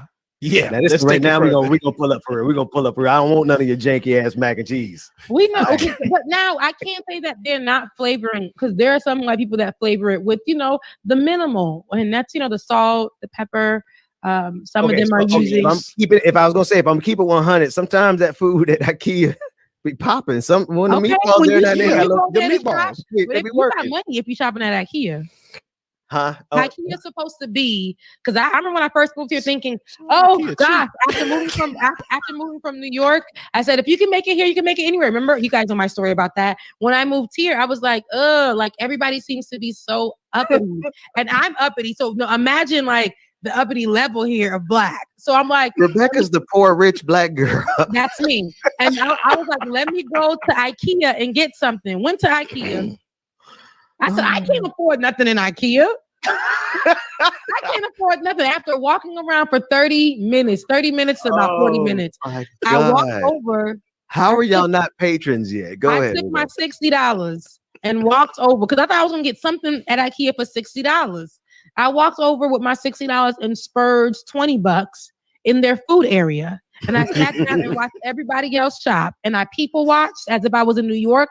And I felt like if I was somewhere comfortable for once at the moment. Because I said, I ain't got nobody's money. I'm working for this company that's paying me about $350 every 2 weeks. And I don't have it. I just moved here yesterday and I have no furniture. So you know what I did? I went to the thrift store and I makeshift a lot of furniture. And then it came out really nice. Yeah, but anywho. Yeah, we know how to do that now for sure. Yeah. But now I'm shopping at big name brand places. Thank God for Jesus. Like IKEA. With corporate money. IKEA, so I skipped over IKEA. I'm at American Signature. Oh, girl, you balling in. Damn. Listen. Don't listen. My wife is sitting in the background saying, "I know Ben ain't out here stunting because we be at the thrift store too." So don't. Thrift store literally got me through when I first moved into this apartment too, because there were just a lot of places that were closed. I couldn't get anything. So I was going to the thrift store. I bought my first TV stand, not this one, but my first TV stand in here for it was on sale for $5. It was missing a whole row, but what I did was put a big plant in the middle and make it work. And those were the TVs those were the TV stands for the TVs with the big booty in the back. But I didn't have the big booty in the back, so I did that top row with a lot of different like little things that I got from the Dollar Tree. You got creative as hell. You got to be balling on a budget. Listen, I know ball on a budget because that is the way to live. I don't play that. I ball on a budget. Can you do? What is the British Rebecca? Well, we need a British Rebecca. We do that, but British Rebecca would not even. My name wouldn't even be. Our names together wouldn't be Rebecca. It would be something rich, Like, it's like Prince Bubba III or something. Yeah. And Princess Queen Rebecca Azor, the 22nd. Azor, the queen of the Sire. I'd announce you guys. Ladies and gentlemen and ungender conforming individuals. Yeah, you sound like a teacher from like the early like 40s or some stuff. Like a teacher from Hogwarts. Yeah, that's what you did. The force now. King James and Lady Azor. Anyway, let's. I want to talk about one story real quick before we move to our conversation with Professor Carl Hart. And it is the story out of New Jersey. I think it's fascinating. New Jersey has effectively legalized recreational marijuana on Monday, following voters' approval of marijuana legislation in the November general election. Though medicinal marijuana is already legal and for sale in New Jersey, it's still going to take months to work out through all the regulations and licensing before recreational sales can begin. Even with that wait, Many are hopeful that the passage of the bill will immediately begin to reduce the number of people, mostly people of color, Black people, who will be charged with marijuana-related crimes and processed through this injustice system. And I want to read a quote from it. It says from Governor Murphy in a statement on Monday, and this is what they said: "Our current marijuana prohibition laws have failed every test of social justice, maintaining a status quo that allows tens of thousands, disproportionately people of color, to be arrested in New Jersey each year for low-level drug offenses is unjust and indefensible." Amal Sinha, the executive director of the American Civil Liberties Union of New Jersey, responded to the passage of the bill with a statement saying, quote, "With Governor Murphy's signature, the decades-long practice of racist marijuana enforcement will begin to recede. Our state's cannabis laws can set a new standard for what justice can look like." Operative word is can. Joining us now is Dr. Carl Hart. He was a neuroscientist and professor of neuroscience and psychology at Columbia University. He is the author of the recent book, Drug Use for Grownups, which he is described, quote, "I wrote this book to present a more realistic image of the typical drug user, a responsible professional who happens to use drugs in his pursuit of happiness." Dr. Hart, thank you so much for joining this morning. How are you? Thank you for having me. I'm good, man. Good.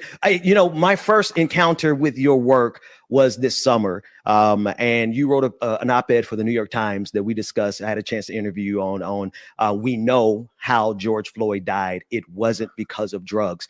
And I want to frame this entire conversation in that context because it is, you started exploring and explaining rather to us the long legacy of racism in drug use, drug policy, and how it affects Black people in particular.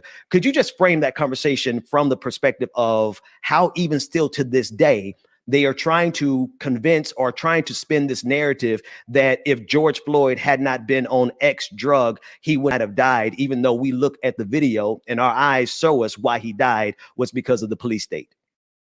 Yeah, so we have a long history of using drugs as a scapegoat in order to let police get off with police brutality. I mean, this goes all the way back from the early 1900s, 1800s until this day. I mean, George Floyd had some drugs in his systems. I think he had fentanyl, methamphetamine, and marijuana in his system, which really doesn't matter when we saw what we saw. We can think about not long ago, this kid in Chicago, Laquan McDonald, had PCP in his system. They shot this kid 16 times. And then they said that the PCP made him do it. But then we saw the videotape and we see that the kid was retreating. But had not there was a videotape, the cop would have gotten off. And so drugs are used as a scapegoat in order to allow cops to get away with unthinkable acts, such as the one we saw with George Floyd.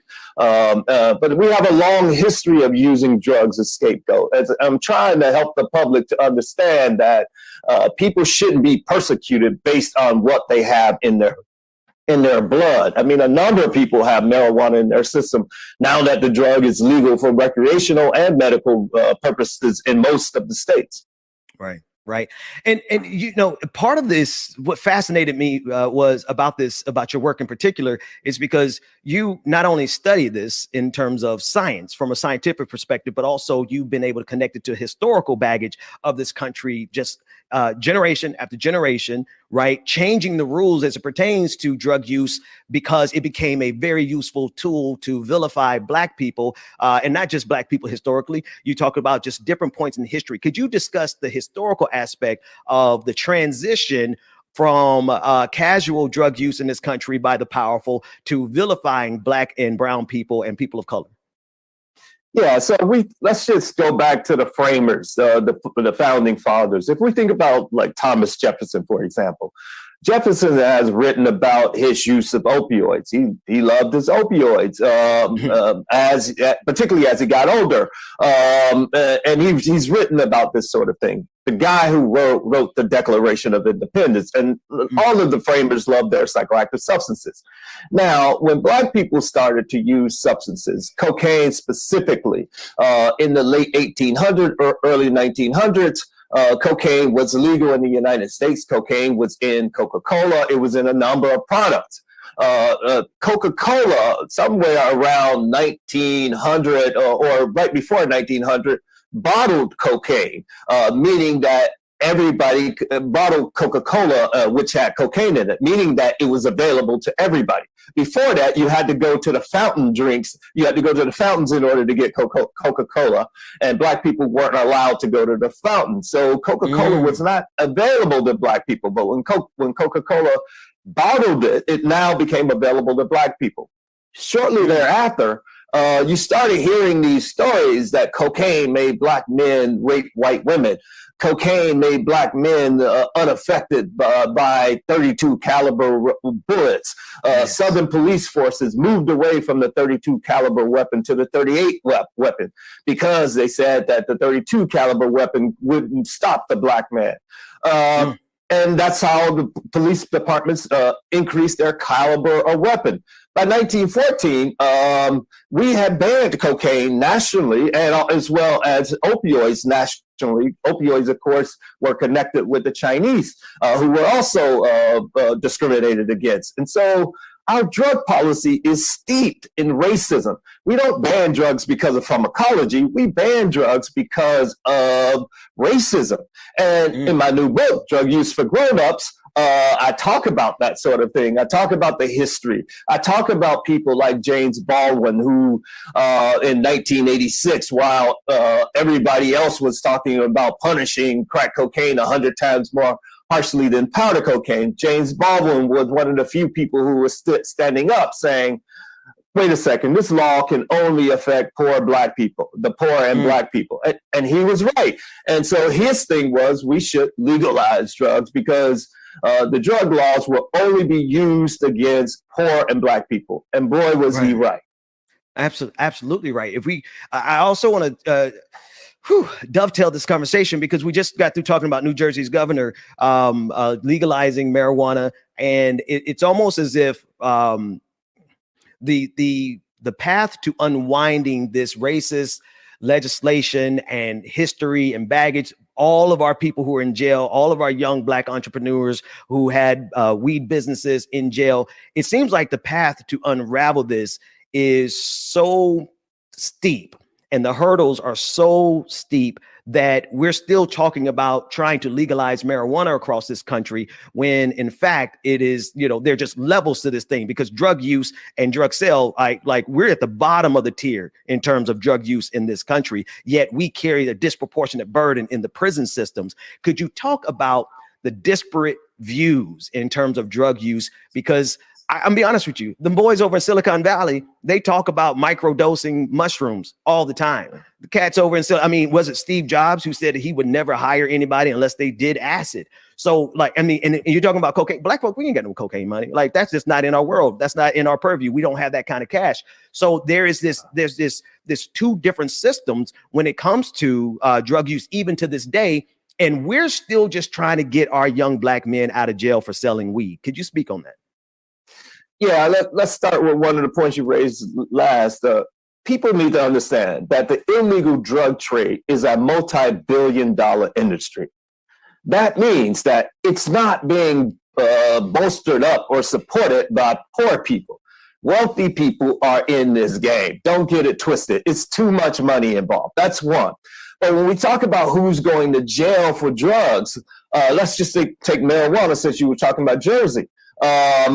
Black people are 4 times more likely to be arrested for marijuana than their counterparts. When we think about at the federal level, that's at the state level. At the federal level, Latinos, specific Latinos, Mexicans, Puerto Ricans, 2/3 of the people who are arrested for marijuana are those folks. And then when you talk about just a general population, prison population, Black men make up only about 6% of the general population in the United States. We make up damn near 40% of all of the prisoners. So when you start looking at those numbers, you start to see that, we have racial discrimination going on. And our war on drugs is really a jobs program. It's a jobs program that primarily hires white lower skilled guys to be the law enforcement officers. And that jobs program is predicated on the incarceration of Black and brown bodies. And a number of people are benefiting from this jobs program. The prisons, of course, the hotels and the restaurants that surround the prisons, other industries that surround the prisons, the politicians, they benefit because all they have to say is that, oh, well, we're going to put more cops on the streets. And they pretend to have jobs for everyone when, in fact, these are relatively low-level jobs for relatively unskilled people in our society. And these jobs are there to replace the factory jobs that moved away when the companies left the country, when we're talking about Ohio, Michigan, West Virginia, all of those places where these companies left these Rust Belt towns, and they were replaced with law enforcement officers. And this jobs programs that's predicated on incarcerating people like me. Now, I followed your work, like I said, since June, and after interviewing you back then, I've been following very closely. And the headlines that are out on you now are quite controversial in terms of how they're framed. And I didn't want to frame this segment in the same way that all the other headlines frame it, because I think it does a disservice to your body of work from my perspective. But now that people have heard the depth and the substance of you, tell us about your openness about your drug use as a Columbia professor, as a neuroscientist. Like it is, all the headlines are saying this Ivy League professor admits to using drugs. But I don't think that's the whole part of the story. Tell us why this narrative is important for you to be forwarding, and then we'll go from there. You were generous with the headlines. The headlines didn't say that. The headlines are like, Ivy League professor uses heroin daily and wants everybody else to use heroin. I mean, that's what the headlines were saying. So, like I was saying, I wrote this new book, Drug Use for Grown-Ups. And in the book, one of the things that I do is that I call upon professionals, people like me, largely white professionals who are middle class, who I know are using drugs. I call upon them to get out of the closet about their drug use so we can change this narrative about who is actually a drug user. People think of some poor, down and out minority person who is the person who is using drugs like heroin or just drugs in general. And so with this new book, I went around the world, 5 continents, many countries within those continents, and that's just not the story. And I have certainly used heroin. I mean, I haven't used heroin, of course, we are all in a pandemic, and so there's no way to really get any illegal drugs. And so, but if you read the headlines, it's like I inject every day. I never injected a drug or anything like that. I was making a point, and the point that I'm making, the headlines are demonstrating. I was making the point that we are so ignorant, one cannot even admit to using heroin without being slandered, without being viciously attacked, which is, this is what happens. But I am one of the most responsible people you ever want to meet. Hell, I got 2 books coming out this year. I mean, and I have other books. And I have more than 100 papers in the scientific literature. I put my record up against anybody's record. My kids are doing outstanding. And so, you hear these things. I volunteer in my community. I pay my taxes. I do all of these sorts of things. But yet people are telling me I need treatment. Shit is wow. It's just wow. And so, I won't go in too much, but some cats, even brothers, nonsense. I won't go through that. So I'm starting to get this Miami mean shit. So let me chill with that. I'll chill with that. I mean, I'm laughing. I'm laughing. I want to bring my co-host up on the screen, Rebecca Azor. I'm laughing because you're like, hell, we in a pandemic. Like, but the reason I wanted to go into that part of the conversation is exactly what you said, right? the intentional usage of those headlines to kind of have an inflammatory, to get clicks. Let's just be sure. The headlines are to get clicks, but the purpose of your work is to push back against the racist narrative that has a unimaginable effect. Actually, I'm not unimaginable. It's a very measurable impact on the lives of young Black men in particular, people of color in general. And as you make this push, they have reduced you down to nothing more than an Ivy League junkie. So why then, not why, how do you continue your efforts in the light of the way media and even some people who are friendly to your work look at this scenario now that these headlines have been spun over about you? Yeah, the major thing that I have to say to people is please read the book. The book is Drug Use for Grown-Ups.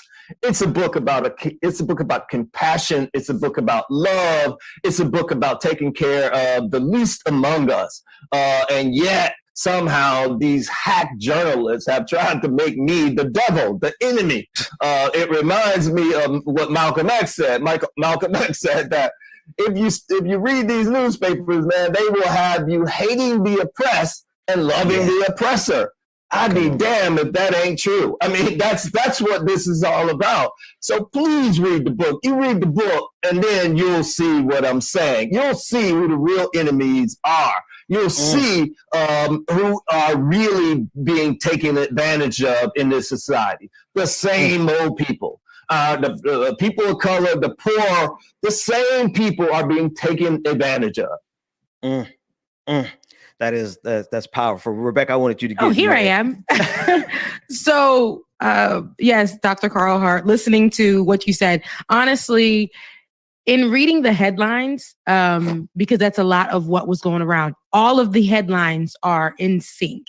It literally is Columbia professor admits to using heroin every day. It doesn't talk about the book. It just says that's in your new book. So everybody is assuming this man is a heroin addict, right? Because that's what I'm going to get. When I Googled you, that's exactly what came up across the board. But in hearing, what you're saying and how you're breaking it down, your story is important to be told by you, because if we leave it into mainstream media, it's definitely going to sound like you're some kind of drug addict. You're a druggie who's irresponsible. Although your book literally is saying drug use basically for adults, how to be responsible with drugs, and talking about, if we can make it fundamental, and decriminalize these drugs, it'll be more powerful in stopping Black and brown Black folks from going to jail for simple things like that. But not simple, but not even drug abuse, but just making sure that we stay out of the prison system and for these things that white folks been doing. So, but yes, I do see it, because for me, if you didn't come on the show, tell your story, I would have definitely been like, oh, this man out here, a whole professor just telling folks they need to be on drugs, those kind of things. But there's so much more to it. And that's why I always go back to that. Dr. Carl Hart, this show is literally a safe space for people to literally tell their stories the way it's supposed to be told. Yes. So, yes. Thank you. Thank you. So I want to just say one thing. It's really important for people to actually buy the book. Drug Use for Grown Up. The subtitle is where the action is: Chasing Liberty in the Land of Fear.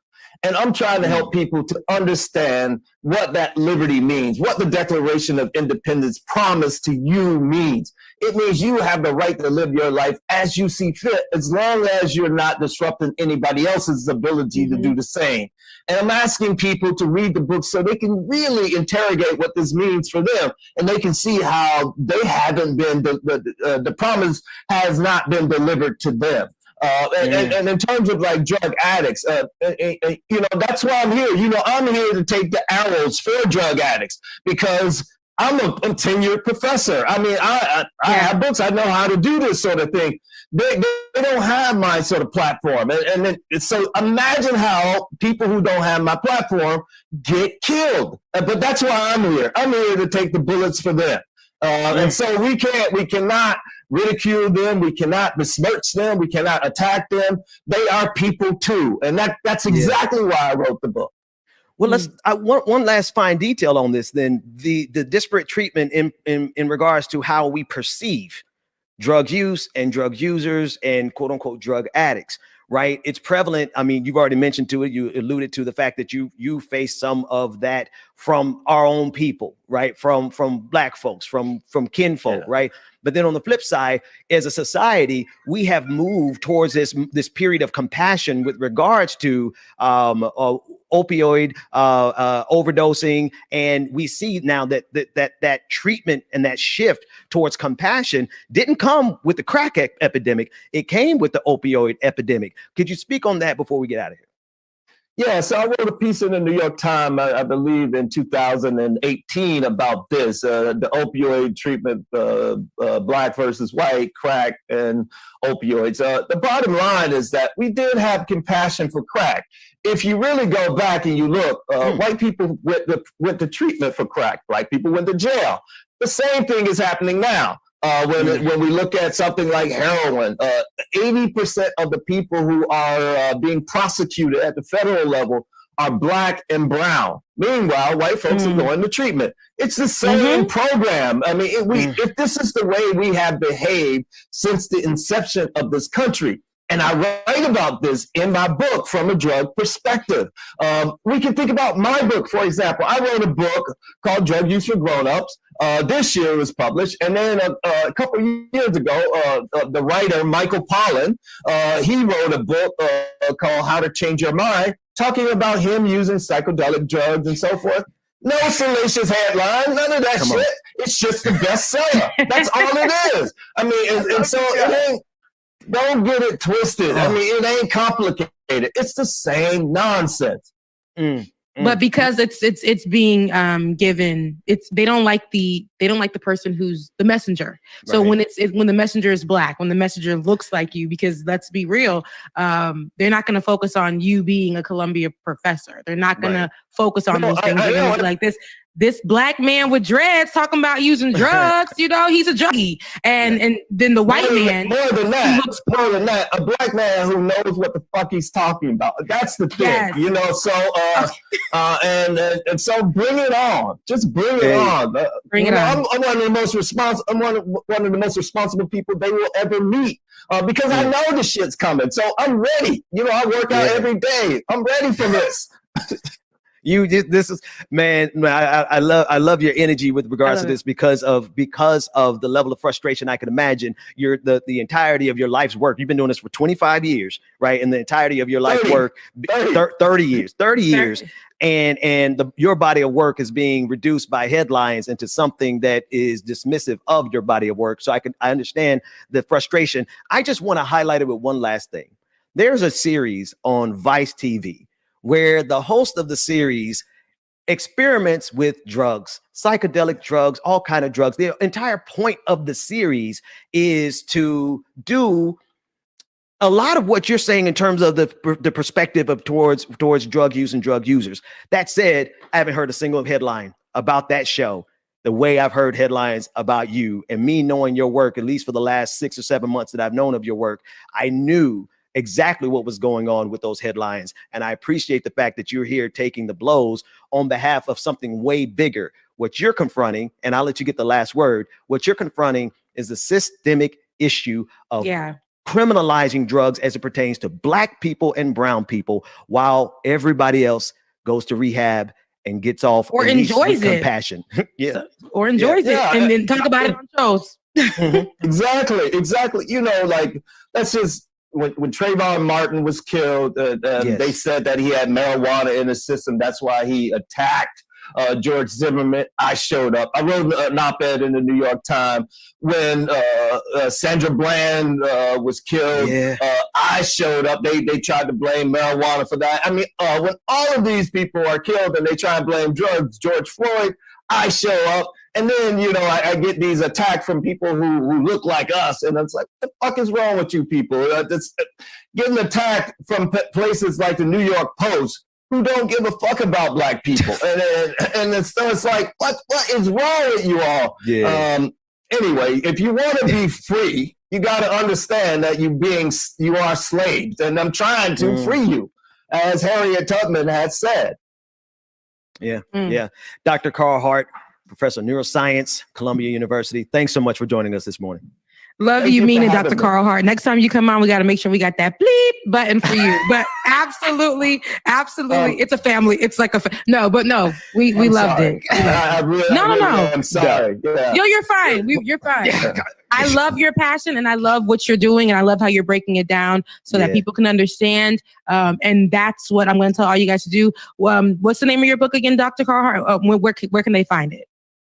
Drug use for grown-ups, it's everywhere. Go support your local bookstore. You can find me at drcarlhart.com. The book is there. You can find me on Twitter.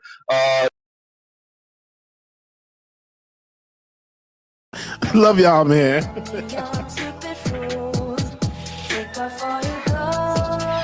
Somebody said, throw it in a circle is a condition, Rebecca.